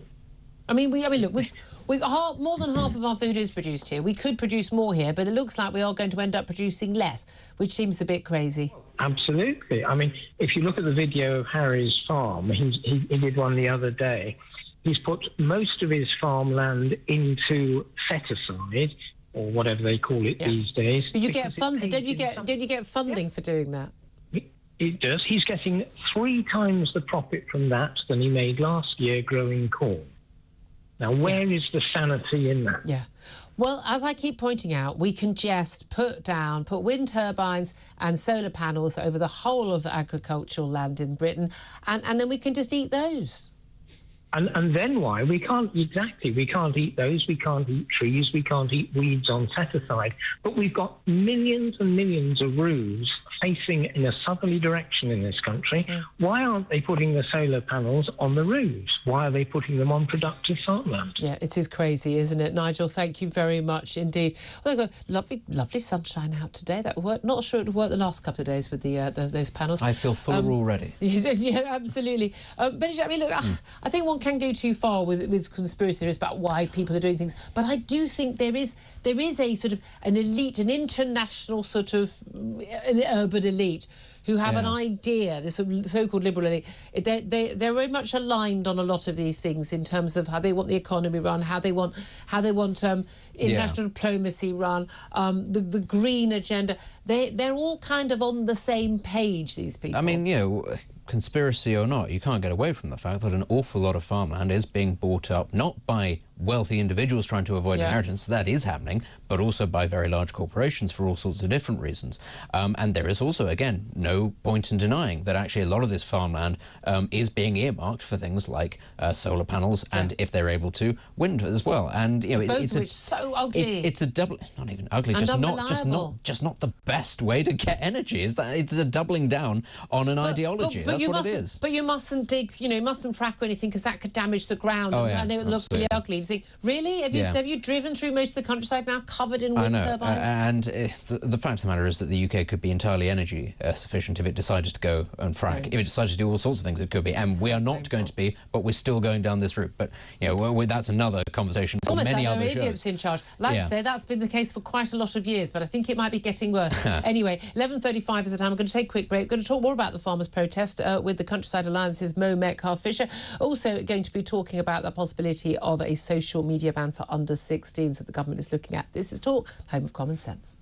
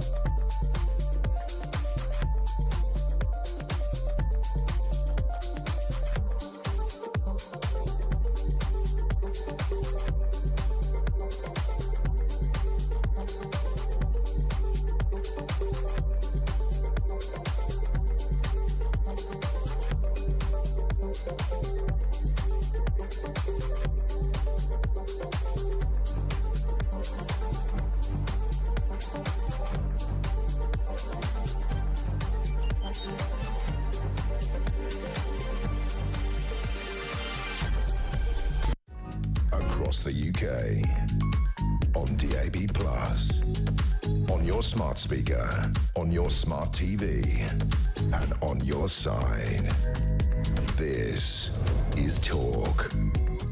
Good morning. This is Talk, the home of common sense. Benedict Spence with me. I'm Julia Hartley-Brewer. Delighted to be joined right now by Mo Metcalfe-Fisher. She's from the Countryside Alliance. They, of course, promote issues relating, to the countryside, obviously. And obviously, biggest issue in the countryside right now, as we know, is, of course, the inheritance tax that's being imposed for the first time on family farms, handed down 20% tax on that for any farm worth over £1 million. Mo, thank you so much for joining us. Pleasure. Thank you very much. I'm sure you didn't mean to misgender me there. I'm genuinely. Do you know what? I actually said to my producer, I said, "Is Mo man a woman?" And they said a woman, and then they corrected me and said he. So I do apologise, Mo. I'm sure you're identifying as whatever you are. That's what we do now, apparently. Mo. Let's talk about the protest yesterday. I mean, look, peaceful protest, just a couple of tractors, only went on for a few hours. A lot of people, very, I mean, they're angry, but they were obviously civil and they were obeying the law, and that's really important to keep the public on side. But there are already, ongoing battles with, Keir Starmer and with the Chancellor Rachel Reeves over how many farms are going to be hit and whether or not there's any possibility that the government is going to back down. What do you make of the protests, and do you think they will actually make any difference? I mean, it's a great question. I think it was absolutely important we all assembled in the way that we did. I think the 5 farmers, the family farmers who set that up at quite short notice, did an absolutely amazing job bringing people together. And the point is, Julia, that community, they're not career protesters, OK? For some of them to come into London yesterday was a huge deal. Some of them probably hadn't even been to London. Well, Caleb had only been a couple of times with Jeremy Clarkson, hadn't he? They're too busy working on the farm, feeding, getting food for us to eat. And so, I was asked loads of questions about how many people do you think will be coming? And I said, look, if 500 of them turn up, that in itself is a significant number. Yeah. But to get the thousands of people that we did, admittedly, they weren't all farmers. There was lots of other country people, people from hospitality, as well as town. Well, that's interesting, isn't it? People whose jobs depend on the farming industry, but also, crucially, people who aren't going to be affected by that inheritance tax, but still supporting the farmers who say they will. But the big debate seems to be still, almost a month after that announcement in the budget, how many farmers are going to be affected? The government keeps saying it's only a very small percentage. We know that the National Farmers Union and others are saying it's far more than that. And then there's some talk of, a little bit of financial planning, go and see your accountant, they can sort that out, or you can gift away your farm. As long as you don't die for the next 7 years, you won't be affected by it. But, I mean, how are we, us townies, who aren't dealing with it personally, how are we supposed to make head or tail of who's telling the truth? Well, I'd listen to the people that seem to know what they're actually talking about, which is the farming industry. And if you're warning those figures are wrong and that they have figures that suggest a much higher number, I'd go with what they say. I wouldn't trust the Treasurer on this at all. They seem to be all over the place. I mean, DEFRA's own figures were at 66%. What on earth is going on? Well, apparently DEFRA, the Environment Department, didn't even know about this tax going up until the day before the budget, having told farmers, the National Farmers Union explicitly, that they would not be putting this tax up. But this is the thing. No one could agree how many farms are going to be affected. How do they know how much money they're going to make out of this? Well, I mean, we were told yesterday, I don't know if you saw the front page of the Telegraph, but Rachel Reeves saying you need to pay towards the NHS. Well, the suggestion there being that farmers actually do pay a lot of tax. They work incredibly hard and they care about our NHS as much as anyone else. But also, the money raised from this tax goes to something like a day's worth of NHS spending. Yeah. I mean, she's just all over the place. And look, it's not about backing down and U-turning and causing political chaos. Just get round the table with the farming unions, work out what's going on, and let's rethink this policy before it's too late, because it isn't yet. Yeah, indeed. I mean, I can see this one running, and part of the issue there is where does this protest go? How does it develop? Does it move on any further? Because I think a lot of people, obviously, there were people who early on might have been supportive of like the Just Stop Oil and all of that. I think the Signature Rebellion. They started impacting, ordinary people going about their daily lives. Now, they were deliberately doing that to impact people. They were making demands about the whole running of government and our economy, which people weren't willing to give into, but also they were breaking the law. Is it crucial that these protests stay within the law? Absolutely. I mean, you saw great behaviour yesterday. Farmers are law-abiding people. They know they've got the public on side with them on this, and that was reflected yesterday in terms of behaviour. But my concern is that an increasingly desperate community does something that goes beyond protest. I hope that it doesn't get to that, but what we're going to start to see probably is a lot more smaller scale protests pop up around the country, a bit of a revolt, I'd say. But let's not forget, Julia, during the early noughties over the hunting debate, it got so toxic for Labour in the countryside. Yeah. This is coming back now. This is how it feels. But there were some Labour MPs quoted today saying, this lot don't vote for us anyway. Although, of course, we now got 100 MPs who've got large parts of, rural countryside in their constituencies, and who are obviously getting a little bit worried. Absolutely. And they must feel they've been thrown under the bus here. I mean, what consultation did anyone have with them? But at the same time, Julia, those MPs, those rural MPs that worked really hard campaigning to win over the rural vote, they actually need to put their heads above the parapet and actually start making some noise. Our president, Baroness Maliou, fantastic person. She gave a speech at the rally yesterday. She seems to be one of the only Labour voices that gets it, or that's at least willing to publicly speak out. Yeah. But Labour MPs need to stand up for their rural constituents, particularly if they have a countryside constituency now. OK, well, we shall see how this develops. Mo Metcalfe-Fisher is External Affairs Director at the Countryside Alliance. Thank you so much for joining us. Benjamin Spence, do you think this is going to escalate? This is going to become a bigger issue? Yeah, I think it will. I think it has to, ultimately, because just quite aside from the tax issue, farming doesn't pay enough in this country, and it's really time that this was brought to the focus, to the forefront of the public consciousness. Actually, if the entire farming sector is under this much pressure, and we only expect that pressure to go up, things will start to fall apart, people will go out of business, and that will have massive increased costs and suffering for the public downstream of that. It's important to nip this in the bud before we get to the stage where farmers are going out of business, either because they have to pay inheritance tax or because their margins are just squeezed too tightly. Yeah, I think it's really important that they don't. But again, I would definitely, as an idea, I think people should definitely, when they're in the Treasury, they should try and make sure they know about the topic before they impose the tax. But going out, being an economist going first. Out of crazy. Well, again, but they've not. They didn't seem to understand about tax on jobs, national insurance rise. They didn't seem to understand about poorer pensioners worrying about paying for their fuel. So, I mean, who knows? Anyway, let's get to a quick call on this. 0344 499 1000 is the number to call about anything we're talking about. Lots of you getting in touch on this issue. Neil is in Buckinghamshire. Hello, Neil. What do you want to say? Hi, it was about the farmers, to be honest. The thing is, Starmer and some of his colleagues said the other day they want to cut our meat intake down by at least 20%. That's basically a requirement of their net zero policies, yeah. Yes, so what that means is then the farmers won't need the land. So they'll get the government or his cronies will get the land cheaper to put their solar panels on, to put their wind farms on. So, because the farmers can get rid of it to pay their tax bill. It's all a cunning wheeze. There's just no doubt, Tom. Again, we've seen in Europe, this buying up of farmland to replace it as farmland. I can understand some kid in a Jamie Oliver documentary not knowing where chips come from. Yeah, potatoes in the ground, mate. They didn't know this basic stuff. Didn't recognise carrots and what they were. But I mean, you'd expect the people in government. There's a whole Department of the Environment and Rural Affairs. You'd think they might have a clue about how important our farming is and what the impact could be. It's quite terrifying, isn't it? Exactly, but there was a Labour MP on another, I think it was on the TV programme, was asked, and he said, we are going to take the farmers down like Thatcher took the miners down.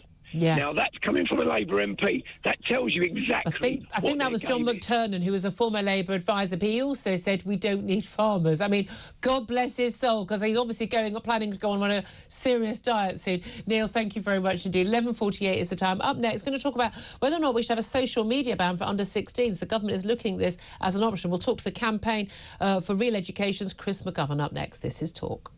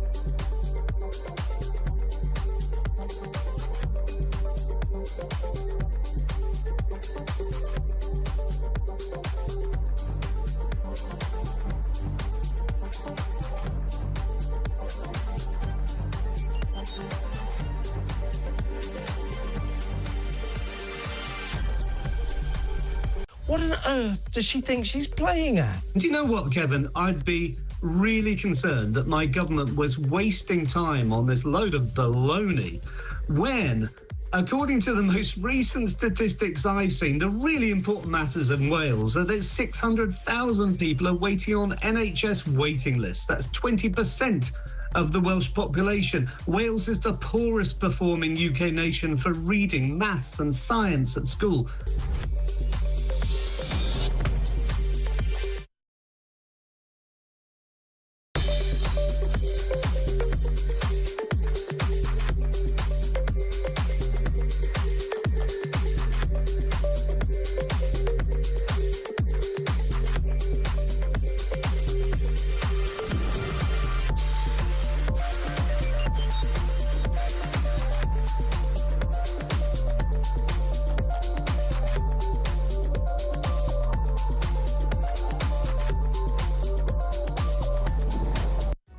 Across the UK, on DAB+, on your smart speaker, on your smart TV, and on your side. This is Talk. This is Talk, the home of common sense. For me, Julia Hartley-Brewer, Benedict Spencer also here. I'm joined right now by Chris McGovern. He's chairman of the Campaign for Real Education, to talk about, well, whether or not we should actually copy Australia and bring in a ban for all under-16s using social media. That's something that's being looked at by the Science and Technology Secretary, Peter Carr. Good morning to you, Chris. Good morning, Julia. Thank you for joining us. Look, I was very strict with my daughter when she was a young teen about not using any social media until age 13. Even after that, everything has to be a private account. You reserve the right to look at it if necessary, if we felt there was any concern. And it doesn't seem to be a big part of her life, as far as I can tell. I mean, a lot of parents might think that, and then something awful happens. We've had parents grieving for their child who's lost their lives, who's taken their life after horrible bullying or horrible incidents, horrible, being algorithms talking to them about, suicide or anorexia and the like. Is there a time? Is there a case now for a ban on social media for under-16s? I think it's a no-brainer. I think Anthony Albanese in Australia has finally done something about it and given a lead to the rest of the world. One of the points he made is that he wants to support parents. The vast majority of parents are very concerned about young people and their use of the digital technology, the smartphones, and he's going to look after the parents, and so they can then say to the child, I'm sorry, you can't have a smartphone because the government doesn't allow it. And at the moment in the UK, 98% of 12-year-olds have got smartphones. Yeah. So it's a child protection issue. 3 cheers for Australia. Let's follow them. The thing is, as much as I can understand that, and I do think, again, smartphone, isn't necessary. Why does a kid need a smartphone at that age? You could argue, although a lot of us wanted their kids to have a phone that they could use to text or call in an emergency once they were having a bit more, freedom and independence when they went to secondary school. Again, although you and I managed perfectly well without one all those years when we were out and about doing God knows what, and our parents never had a clue where we were. Maybe that's why we want our kids to have phones. But my concern about this is this really the solution? Is this the problem? Because there'll still be parents who give their kids phones, but they'll still break the law. But also whether this should be more of a parenting issue, and also the concern about adults, because once you have to prove that you're over 16 to be allowed to have social media or be on a smartphone at all, are you not then in a situation where people who are older, adults, are going to have to prove their identity too? And then you're into very intrusive behaviour in terms of the state and social media companies into people's personal lives. It's a difficult pathway, to tread when one talks about banning social media. But because it's difficult, doesn't mean to say we should back off. Some parents, of course, have no interest in their children using smartphones. Yeah. They don't supervise, but most do. We talked about Australia, but actually we could probably take our lead from the bosses of the software companies in Silicon Valley. Yeah. What they do is they send their children increasingly to what are called Waldorf schools, which ban smartphones. Yeah. They themselves will tell you, no, it's a drug, it's dangerous, it's addictive. They design it that way. We ban alcohol under 18s, we ban smoking. And so, yes, I mean, there'll be some young people who will get around the law, of course they will, but then that they do with alcohol. Yeah. It is a child protection issue. People are dying because of this. It's causing misery. But, Julia, don't forget, we are the top of Europe for one particular educational league table, and that is unhappiness. The Children's Society came out with a report a few months ago, and once again, we're at the top. And our children are not only slightly unhappier, they're miles unhappier than anywhere else. Is that down to social media? Because social media and smartphones are available across the rest of the world as well. Is that not actually just down to that? Actually, a lot of it is adult use of social media. There have been some experiments where they've taken the mobile phones and the tech away from both the adults and the children, some sort of TV docs, and actually the parents are really, really struggling. The kids have been absolutely thrilled. Go, my parents are talking to me. We're playing Monopoly. We're playing cards. We're actually having a conversation. Even watching telly. In my day, there was a big thing, isn't telly awful? But at least we were all sitting around the same one television in the house, all talking to each other in the breaks when we were watching the same programme. Now everyone's on a Netflix or Amazon screen in a different room and with headphones in, and no one's talking to each other. Isn't the issue not what kids are doing on social media, it's what they're not doing while they're on social media? They're not playing sport, they're not talking face-to-face with their friends, they're not talking to their families, they're not interacting with the real world. That's absolutely the case. It's one point Albanese in Australia made. We need to get the kids out on the playing fields, in the theatres, doing things. And how much happier they are. We have a high level of mental health problems in this country, and we're comparatively affluent. They don't have any problems in Bangladesh or in much of Africa, where they're much poorer. Why don't they? I've been in Indian schools, seeing children sitting on the floor and have very few facilities, but they are incredibly happy. And they're happy because they're not distracted by the social media world. And they don't have the mobile phones. So we've got to get the balance right in here. But look, I'm going to sound incredibly crotchety, grumpy old man now, but I would ban mobile phones for under 16-year-olds as a child protection. Not just social media, but under 16. No, and it will solve all the problems. And when the children start to moan about that, I would say, no, you can't have it. Sometimes, Julia, we have to say no, because we know it's in their interests, the children's interests. So I would ban them. Do you know what? I'm quite in favour of that. That might be easier than the social media thing. Really good to talk to you, Chris McGovern. Thank you very much. We do, Benedict, we have a lot of very unhappy children, very unhappy families. No one's talking to each other. Yeah. Teachers aren't in control. Parents aren't in control. No one wants to say no to these kids. And actually, these kids are encouraged by school and parents and the world and social media in particular to be terribly introspective, constantly think and worry and talk about themselves. I mean, mobile phones are kind of part of the problem. They are. It might interest you to know that there's you already know this, there is a government review into the national curriculum at the moment, and one of the things that's being recommended to it today is that the curriculum is too middle class and that there should be fewer things like school trips to museums, because that's not relevant to working class kids, and what they need to do is find out more about the miners' strike and the Jarrow Crusade and things like that. Or probably street dance. Yeah, the dumbing down of the curriculum goes in tandem with the rise of these. But the patronisation of poorer children, they couldn't possibly understand Shakespeare. It's irrelevant to them. Exactly. The damage continues apace. And he's going to carry... We've got another 4 or 5 years of these people, and they are ideologically motivated. I think we should spend more time at school telling children they're born in the wrong body. Yeah, I think so. Just starting with and that if they're white, they're horribly racist and bad people, and if they're black, that they are victims. I think that would actually be a very good use of our teachers' time. That seems to be what they do all day, as far as I can tell. There you are. You're the Labour Education Secretary. Yeah. Just on Hurrah! That's all my the new experience job. you need. Wouldn't that be fun? Put me in charge. I'd have Chris McGovern in charge, to be fair. I love that man. Anyway, Benedict Spence, more coming up from him. Coming up, we're going to get PMQs. We're going to be getting the latest on what actually happens there. It's actually deputy PMQs. We're also going to be talking next to the chairman of Reform UK, Zia Youssef. I wonder what he makes of Trump's new appointments. This is Talk, the home of common sense.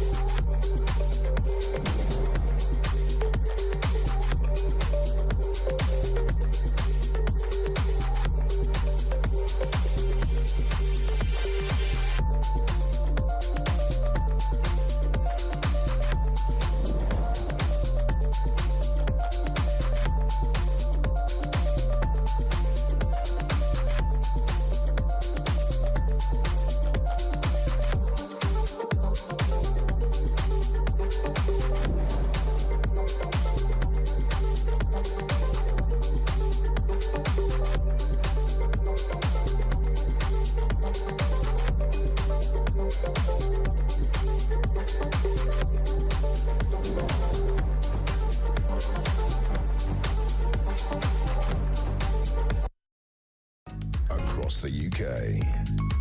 On DAB+, on your smart speaker, on your smart TV, and on your side. This is Talk.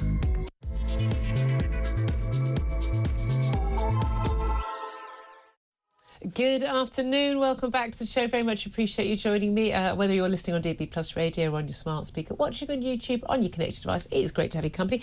Great also to be joined still by Conservative commentator Benedict Spence and his Movember tash. Only got, what was it, how many more days have we got with this? We've got another 10 more days of the tash, folks. 10 more days of the tash.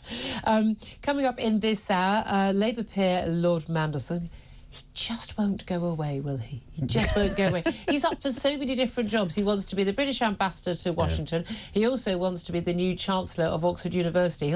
Well, maybe both. I don't know. Sleeping in a coffin will give you that kind of longevity. Wow. Yeah. Harsh but fair. But he has said that the government should use Nigel Farage to help resolve its row with Elon Musk. Not a bad idea. I mean, given that the richest man in the world, the most successful figures in a bromance with Donald Trump, wasn't invited to our tech summit. I mean, really? Madness. Well, we'll actually talk to a close colleague of Nigel Farage, Chairman of Reform UK, Zia Youssef, in just a couple of moments about that.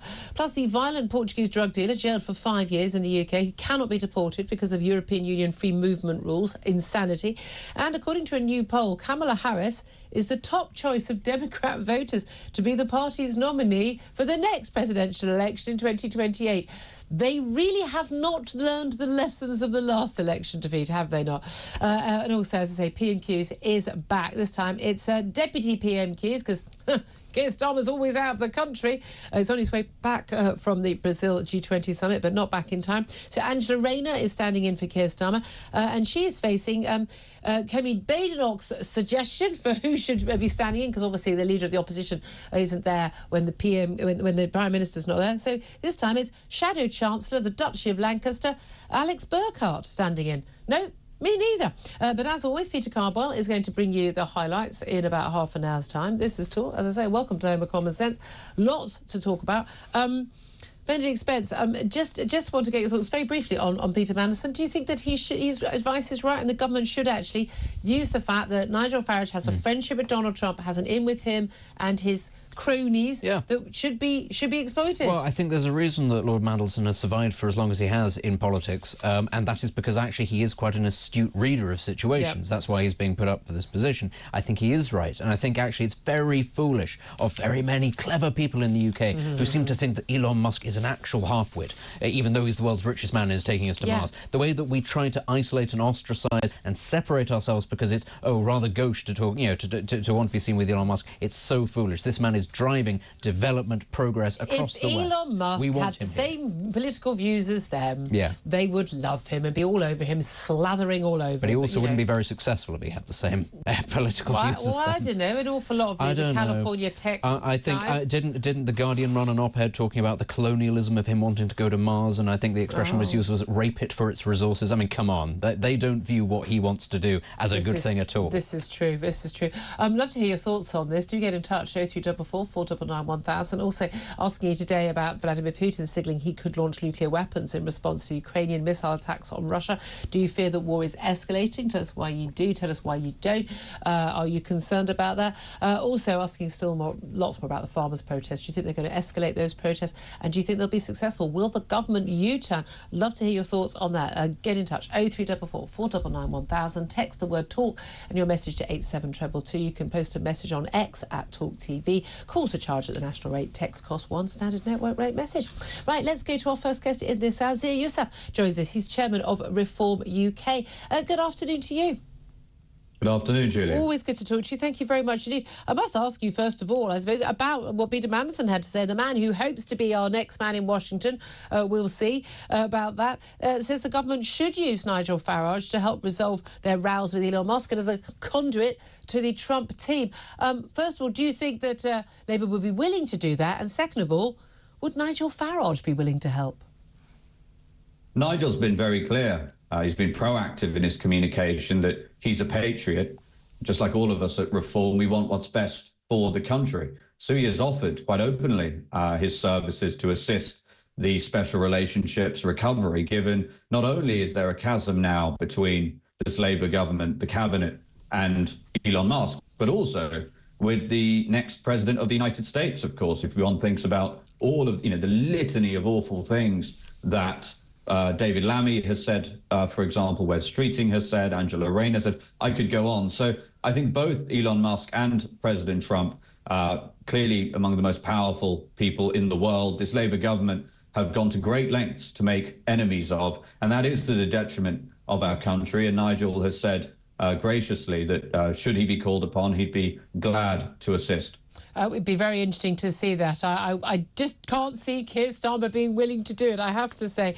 But it's quite interesting because Mandelson said that Musk was a sort of technological, industrial, commercial phenomenon, and Britain can't afford to pursue these views, he says, and should try and kick it into touch as soon as possible. This is the kind of realpolitik thinking we do need. What do you make of a number of the Trump appointees? Because an awful lot of people, a lot of people say, oh, these people aren't experts in their field. Ed Miliband has got the same qualifications as I have to run a, environment policy. So come on, give me a energy policy, give me a break on that front. But they're crucially Elon Musk onwards disruptors. They are people who are just going to go in like a nuclear bomb and explode everything that's going on in the sort of federal government in America. Is that what we need here as well?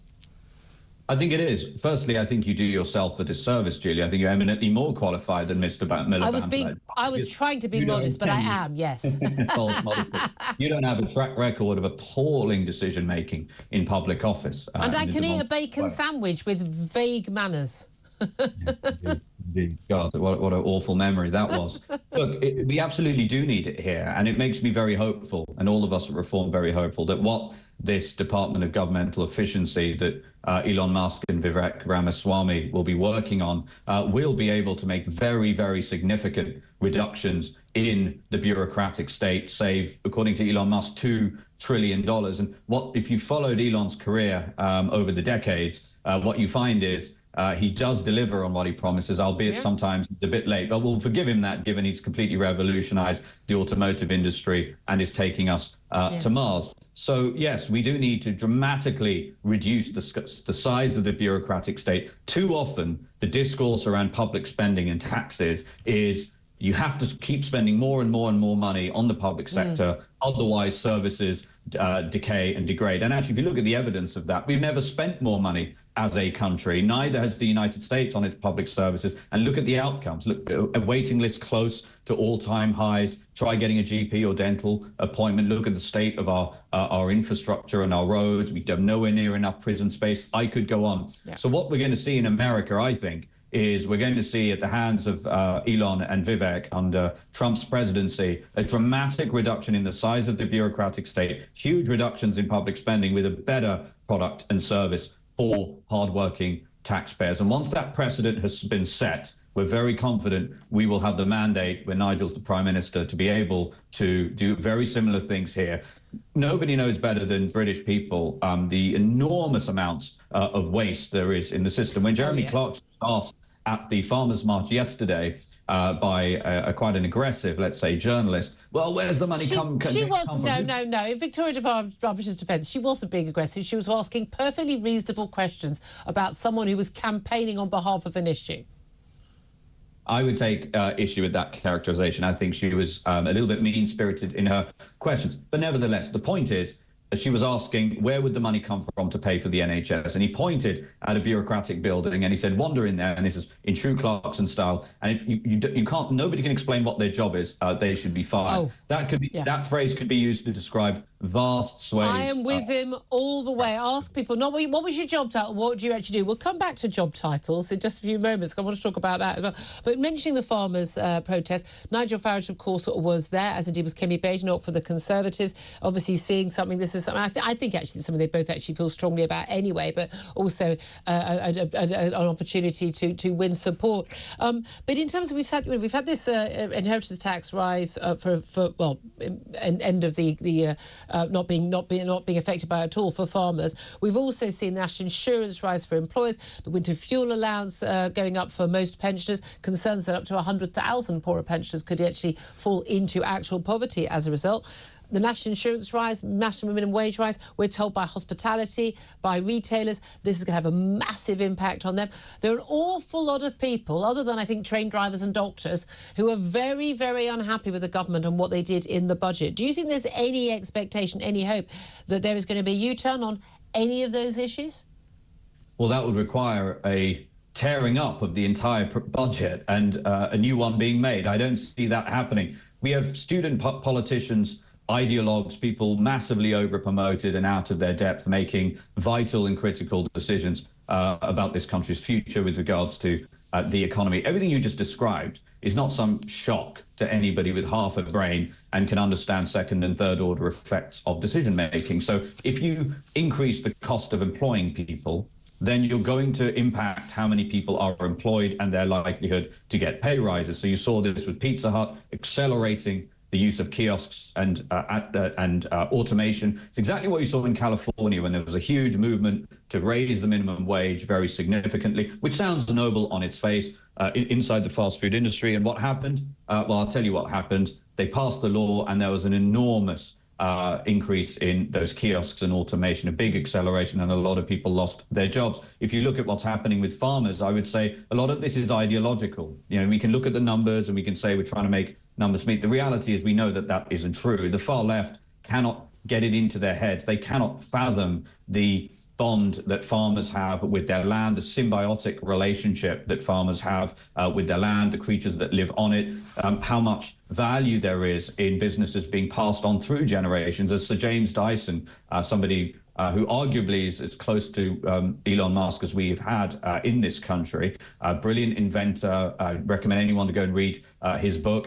And what he said was the whole point of being able to pass down a business through generations is exactly the tonic this country needs for the awful short-termism that we see in politics, that we see in business. And the irony of all of these decisions, of course, is who benefits? It's going to be the massive private equity firms with deep pockets who are going to hoover up these mid-sized farms, take them from their families. The concept of a farmer waking up before the break of dawn to go and tend to their farm and do their duty, not just for their families, but to their communities and to provide food, which is something that attaches us durably, actually, to our ancestors. This is all stuff that the far left not only can't get their heads around, but are actively hateful and antithetical. I think you are right about that. However, things do still need to be paid for.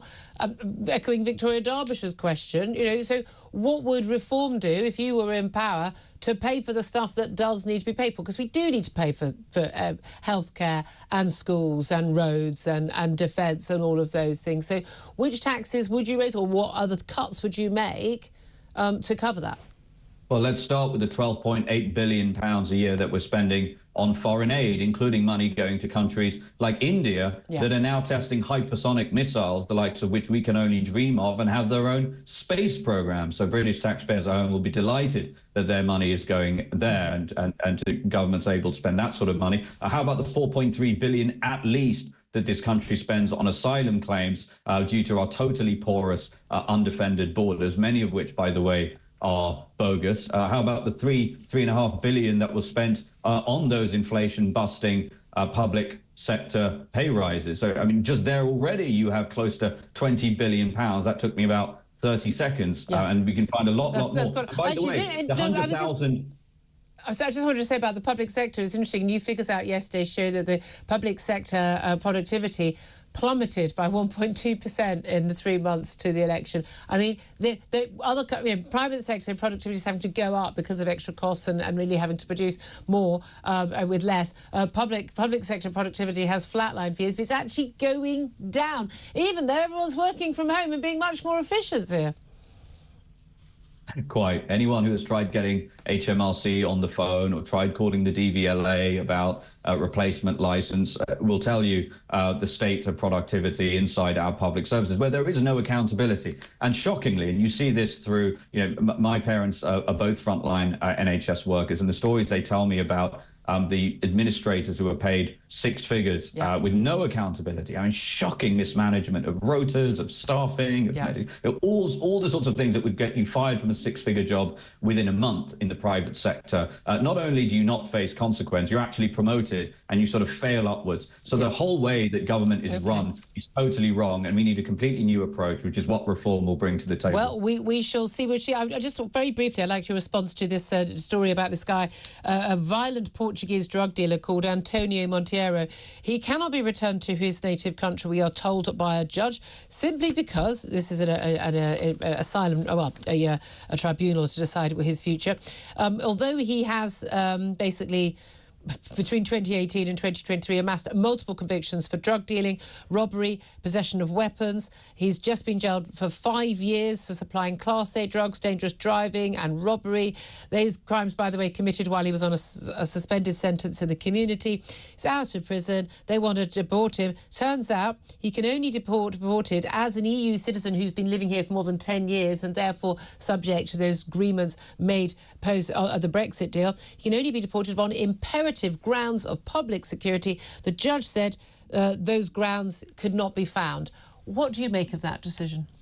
Well, look, one can question the judge's assessment there. This is a man over that 5 or 6 year period was convicted of multiple offences, ranging from driving offences to possession of drugs, possession of weapons. This clearly is a very dangerous individual who has no business being in this country. But in the end, we can look at the government that was in charge during such periods. And the reality is, for example, when Kemi Badenoch was given when the Tory government had the opportunity post-Brexit to harness the opportunity to have a bonfire of all these awful European rules and assess every single one on their merits and before putting them back onto the British statute book so we could ensure that the British people were governed by rules and laws that they consented to by their sovereign government.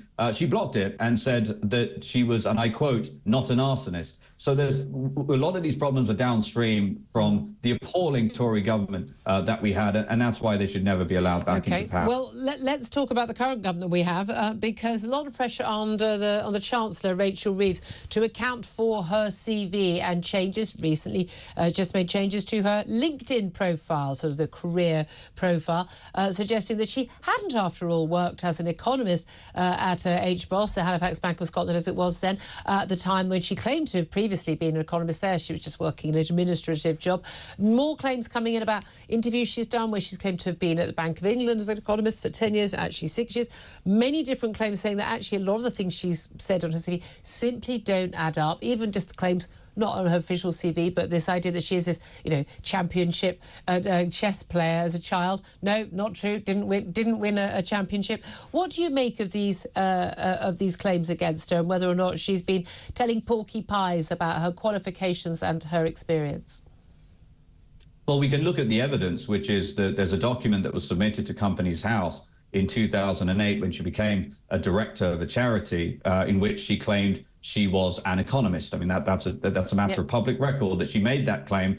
She claimed on her LinkedIn profile previously that she was an economist at the Bank of Scotland. It transpires that she was actually, she worked in the complaints department at Halifax. Well, there's nothing wrong with working in the complaints department at Halifax, but ultimately, if you lie on your curriculum vitae in order to get a job, and it does look like she told a whole series of lies on that CV in order to get selected, you should be fired immediately. Anyone listening to this can ask themselves this question. If either they employed somebody or their boss found out that they had lied on their CV, it would be to that degree. I mean, this is not subtle. This is very, very clear and very deliberate. It's not simply a misunderstanding. You'd be fired immediately. Yeah. And for the Chancellor of the Exchequer, again, somebody who's making decisions, appalling decisions that, and this is no exaggeration, are ruining people's lives.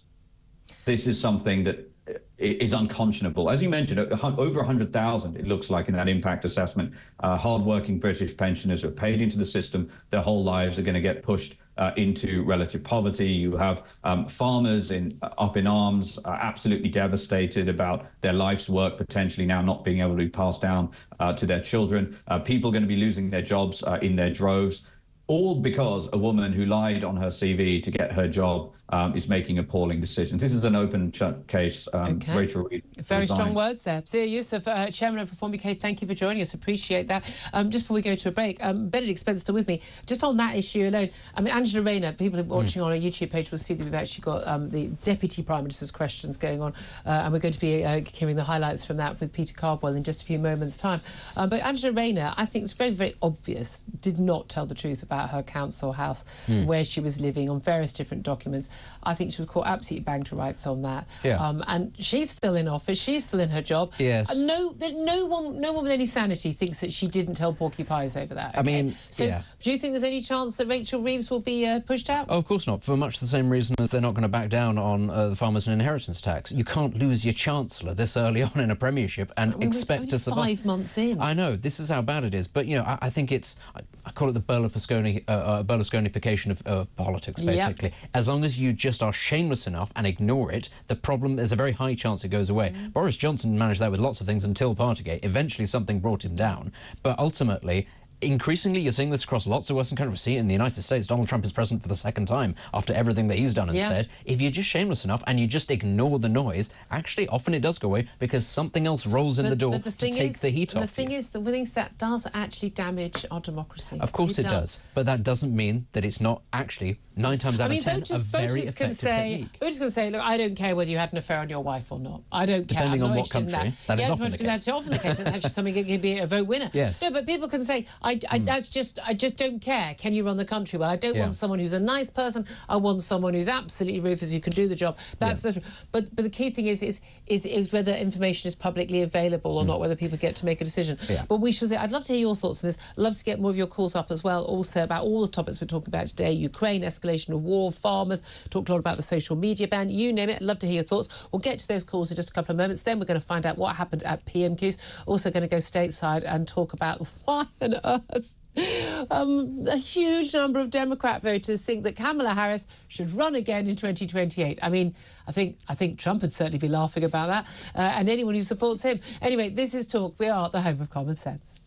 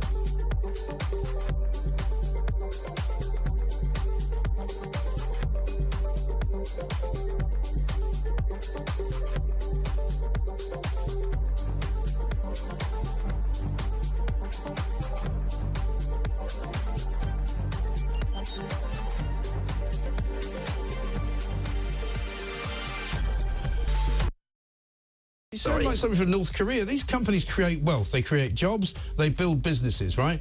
The government doesn't do any of that. The government will now have to reap the whirlwind of getting these people laid off just so that they can prove a point to their mates at Labour Party conference. Go, oh, look what we did. We went after the billionaires. Oh, but it didn't work because they're still millionaires. So just for a little bit, just have slightly lower profits. Have slightly lower profits. Have slightly lower. It's not government's business to do that. Get the country. No. What do you mean? It's not the government's business to do that. We don't live in a socialist society, right?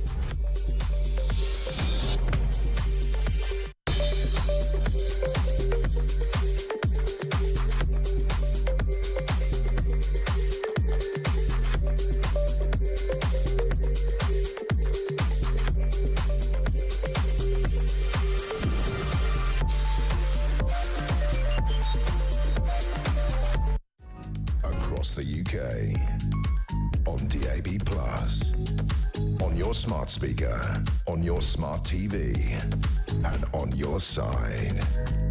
This is Talk.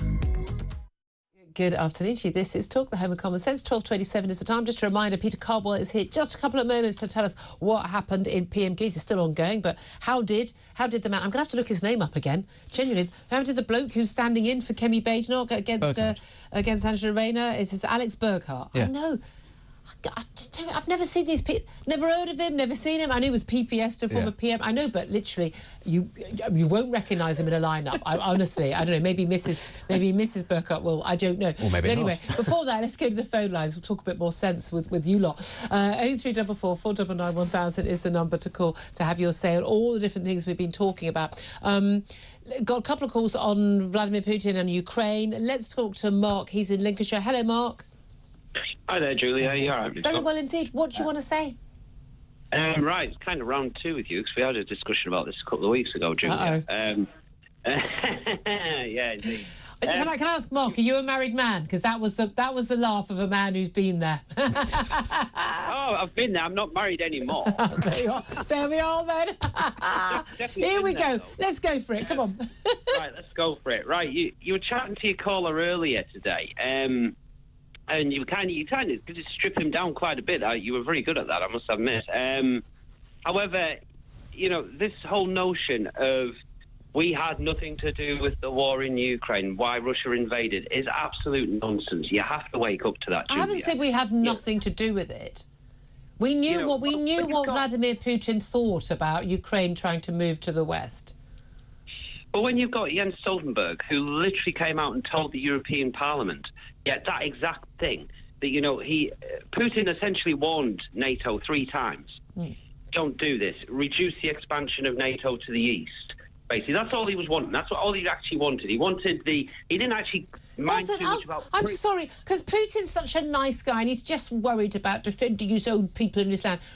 I'm sorry, codswallop, Mark. He's a nasty, murderous, expansive dictator. If you want to stick a load of missiles right next to, which is what they did, by the way, NATO chucked a load of NATO missiles, long range. Not in Ukraine. They were non-nuclear. Not in Ukraine, but in the eastern border, against the Russian border. We chucked a load of missiles and troops. We've got loads of missiles on our borders. Why do you think we have them? Why do you think NATO, a defensive alliance that has never invaded any country, why do you think NATO's got a load of missiles aimed at Russia? Can't imagine why. Yeah, and what we used to have, Julia, we used to have buffer countries, which were the old Soviet countries. Yeah, what we agreed was that millions of people would live in abject poverty, without proper democracy, without proper freedom, permanently under the threat of invasion by Vladimir Putin, which is what they live under even now. And we just go to hell with that. And when they do not, come on. Really? Come on, Julia. They do not live under permanent... Have you talked to anyone in the Baltic states lately? Have you talked to anyone in Moldova and in Georgia? They're terrified. No, I do know plenty of Lithuanians that live in my town that don't seem overly concerned about Russia coming. Well, they're not living in Lithuania, so they're probably a bit more relaxed. Why have all these countries joined NATO? Why did Sweden, why did Finland join NATO? Just because they wanted to rile up Putin? Or were they genuinely fearful for their safety? Come on. If they're genuinely fearful for anything, they're joining NATO because the way NATO carry on, particularly the Americans, the way they always go on with stuff, then yes, they are likely to end up getting... The way they carry on, NATO is a defence... NATO is a defensive alliance. Julia, look at the bigger picture with Ukraine. Please, just seriously look at that. What's the bigger picture? You've got things that are going on in Ukraine, yeah? Who do you think now owns a third of the farmland of Ukraine? Yeah? It isn't Ukraine anymore. No. That's American agriculture that now owns a third of Ukraine's farmland. Who do you think's getting the contract to rebuild Ukraine, which is already signed, sealed and delivered for them? And that's BlackRock. All this is ever about is money. There will always be money, but that's not why Putin invaded, and it's not why the Ukrainian people are It's not why men are on the front line in Ukraine defending their homeland. That's not why. They're defending their homeland because Russia invaded. Russia invaded because NATO just kept pushing and pushing and pushing and pushing. NATO wasn't pushing. Ukrainian people voted in a democracy. I know it's a burgeoning democracy. I know there's massive corruption. Yeah, well, you can say the same about Romania and elsewhere as well. But they wanted to move to the West for their own safety and their own economic future. Right. Well, what have you got to say about the Americans getting rid of a Ukrainian government that they didn't like, to get one in that they did like, that the Russians didn't like? That's what the Americans Well, did. you seem to think it's okay for the Russians to do it, but not the Americans to do it. So it's either if it's okay for the Russians, then it's okay for the Americans, right? Well, the Russians weren't doing that at all. No, but you're saying they tried to do that on the 24th of February 2 years ago. By invading a nation state. Look, I'm going to have By invading a nation state. They invaded a nation state because the Americans installed a government in Ukraine. They didn't install a government. They're a democratically elected government. Yeah, we could argue about that. Well, we could, but there are some facts. They're democratic. It's not a perfect democracy. By the way, neither is America and neither is ours, but it's better than the alternatives. Well, I'm going to have to go because I want to squeeze in a couple more calls, but call me again. Happy to do this on a regular basis, Mark. Really appreciate your time. Norman is also on the line. He's in Manchester. Hello, Norman. Hi, it's Roman. I'm half Ukraine. Sorry, I said so Roman, did you say? Yes, I'm Roman. I'm half Ukraine. Half Ukraine. I'm so sorry. I had the name Norman written up. I do apologise. Hello, Roman. What do you want to say? Well, what it is, like Lithuania, Latvia, Estonia, they are absolutely... They're glad that they got rid of the Russians. They absolutely despise them. Now, they've moved into the EU. Well, enough, we don't want to be in it, but their standard of living has gone up immeasurably. Yeah. My parents, my father, sorry, my family over in Ukraine starved to death after the communists took over. Yeah. They threw him off the land. My father, he joined the partisans, and the Russians chased him all over Ukraine. Yeah. And anyway, he eventually got out of there by the Balkans. So what do you make of the conversation we just had with Mark and people? Are you worried about the war escalating? No. Why not? What happens is, like, say, he's a tyrant. He's all despots only know power. So what the West and NATO have to do, they have to show it. Yeah. Instead of, oh, well, no, we don't want to do this. That is literally the sound of policy, isn't it? Ronald Reagan won the Cold War. Yeah. For the simple reason he defeated Russia economically. He defeated Soviet Union economically. He brought them down to their knees. Yeah. And that was when my father was able to go to Ukraine. But basically, you have to meet power with power. Roman, I so appreciate your call. Thank you very much indeed for getting in touch. Do please call in again. In the next half hour, I'm hoping we're going to fit in Stephen as well. He's talking about the social media ban. But right now, we're going to go to a quick break. Then we're going to hear from Peter Cardwell. Were there any highlights to play out from Deputy Prime Minister's questions today? If not, it'll be a very short item. This is Talk, the home of common sense.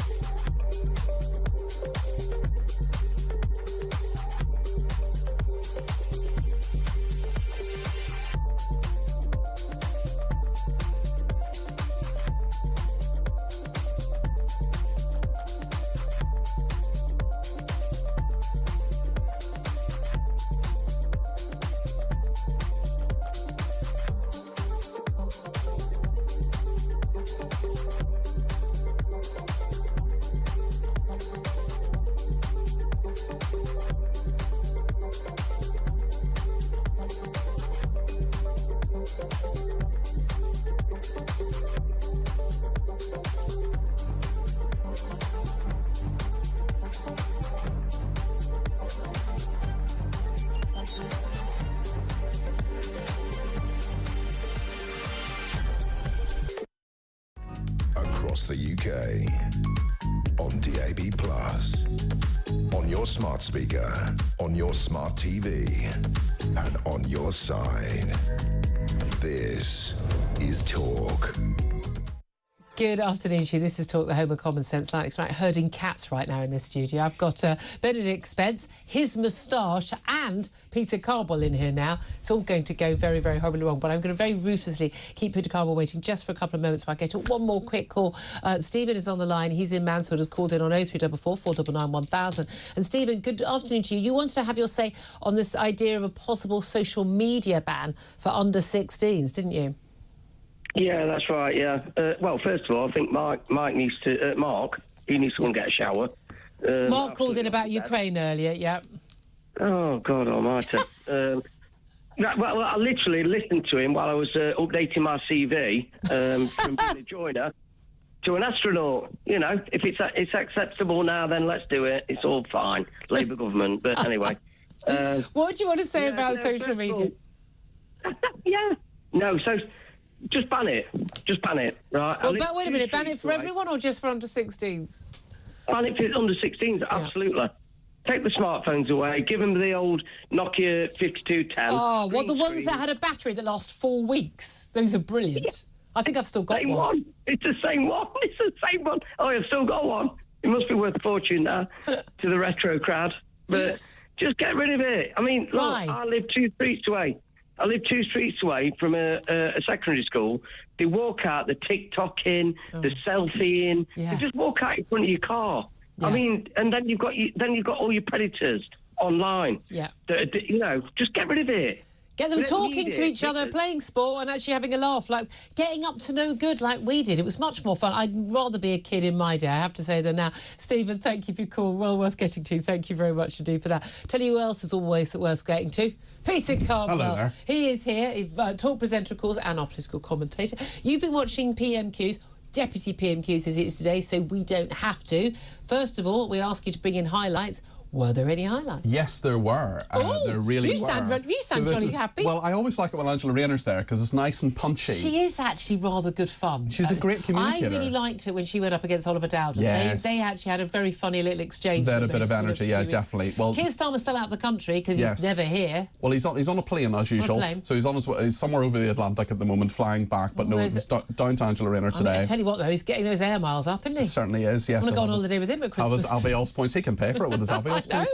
No, so we have Alex Burghardt today. Apparently, it's going to be a rotating cast of characters, but he is the shadow Chancellor of the Duchy of Lancaster. This is it, because basically, when the Prime Minister's not there, the Leader of the Opposition also doesn't do PMQs. That's right. It's there, but it's normally their deputy. But Kemi Badenoch has decided not to have a deputy, so Alex Burghardt's going to do it now, but on future occasions, it might not be him. Question, and I mean this really nicely about this man. Have you ever seen this man before? Yes, I know who he is, but that's my job to know. But most people don't.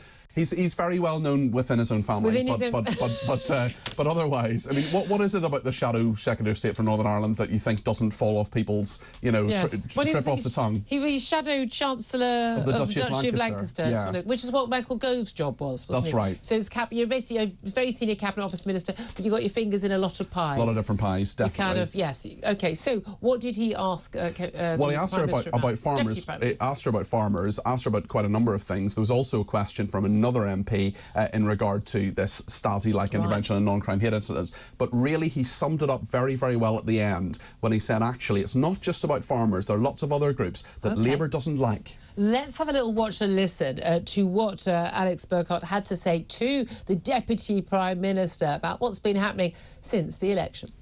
I understand why the Right Honourable Lady doesn't want to answer questions about the terrible choices the government have made. It's because the truth is ugly.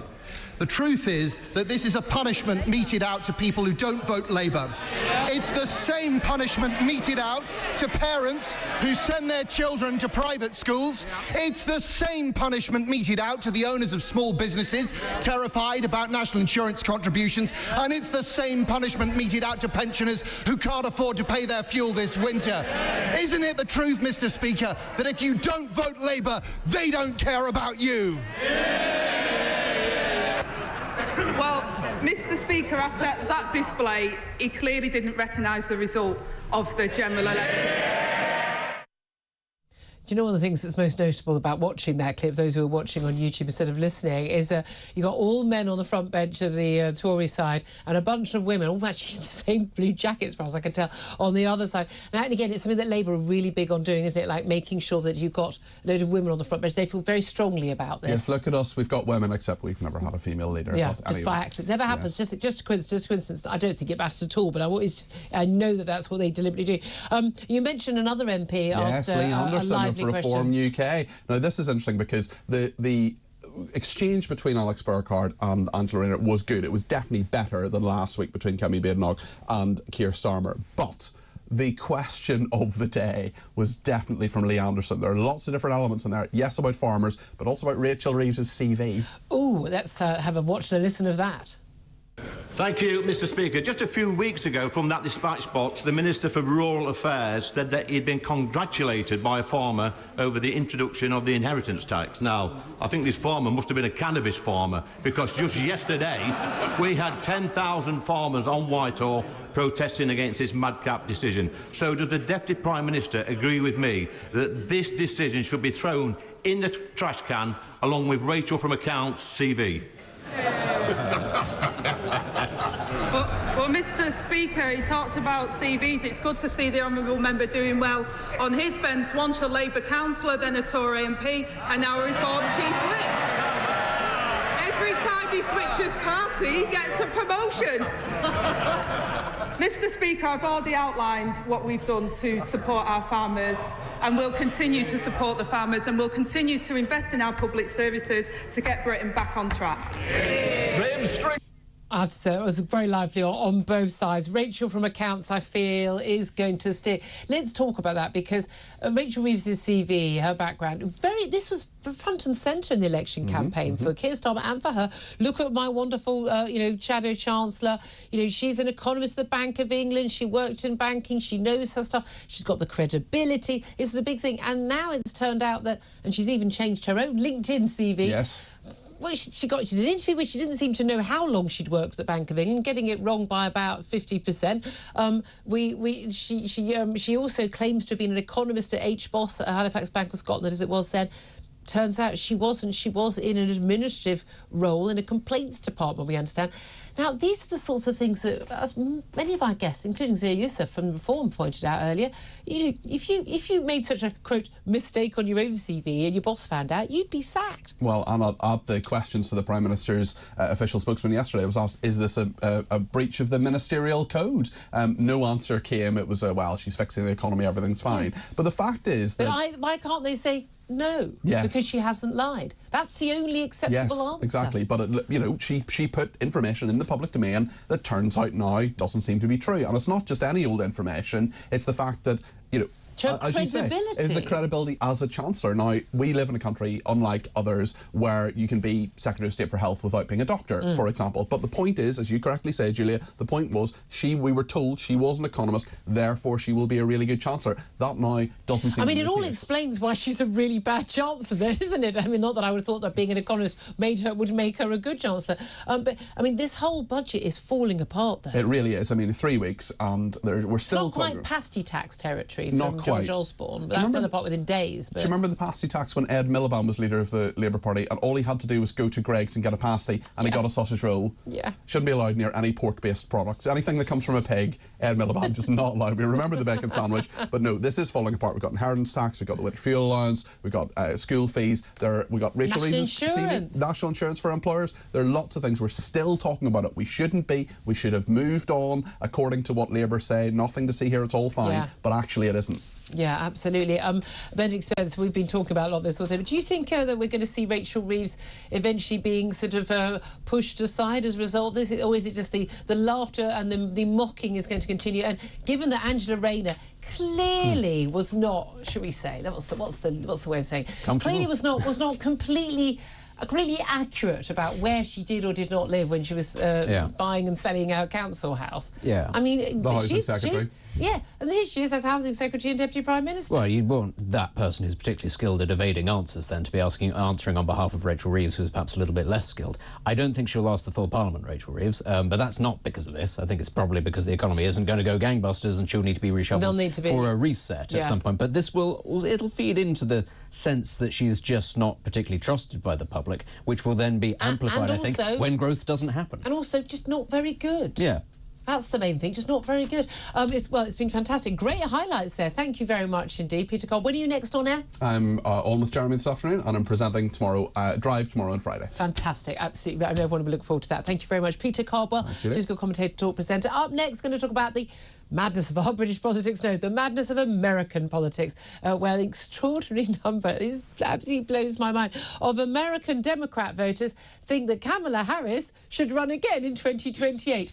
Good luck with that, America. Yeah, exactly. Wow. This is Talk. We are the home of common sense, not them.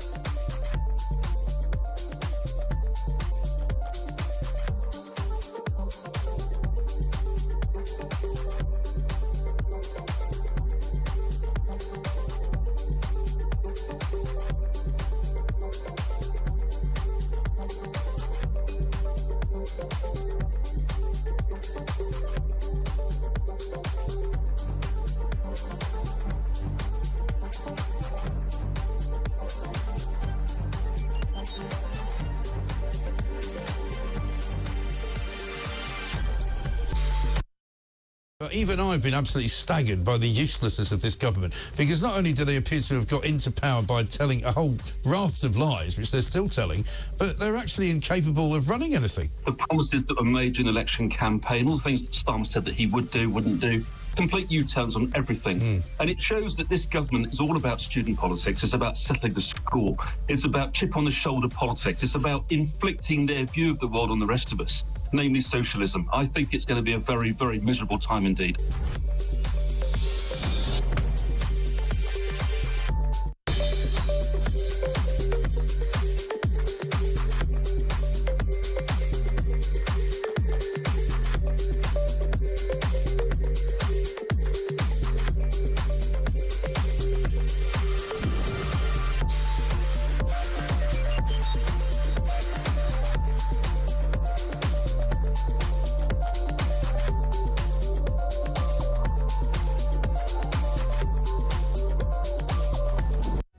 Across the UK, on DAB+, on your smart speaker, on your smart TV, and on your side. This is Talk. This is Talk, the Home of Common Sense with me, Julia Hartley-Brewer, still with Ms Benedict Spence. Delighted to be joined now by a columnist at the New York Post, Adam Coleman, as well, to talk about, politics stateside. Good afternoon to you. Thank you for having me on. Oh, thank you so much for joining us once again. And I want to talk a bit about the Democrats, but I also want to talk about Donald Trump first, because Donald Trump has been appointing members of his cabinet to start after the inauguration on January the 20th, and there have been some very, very controversial picks.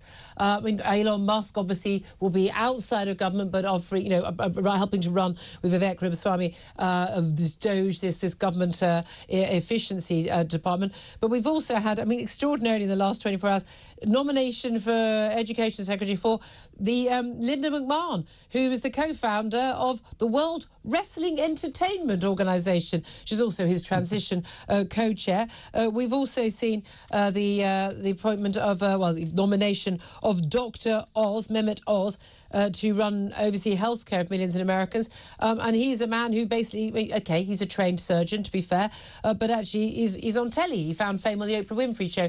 We seem to have a lot of people who are being appointed whose main claim to fame is they've given money to the Donald Trump presidential bid, and they're famous on the telly. Are these people going to be doing the job he really wants them to do, of actually disrupting the federal government and being game changers?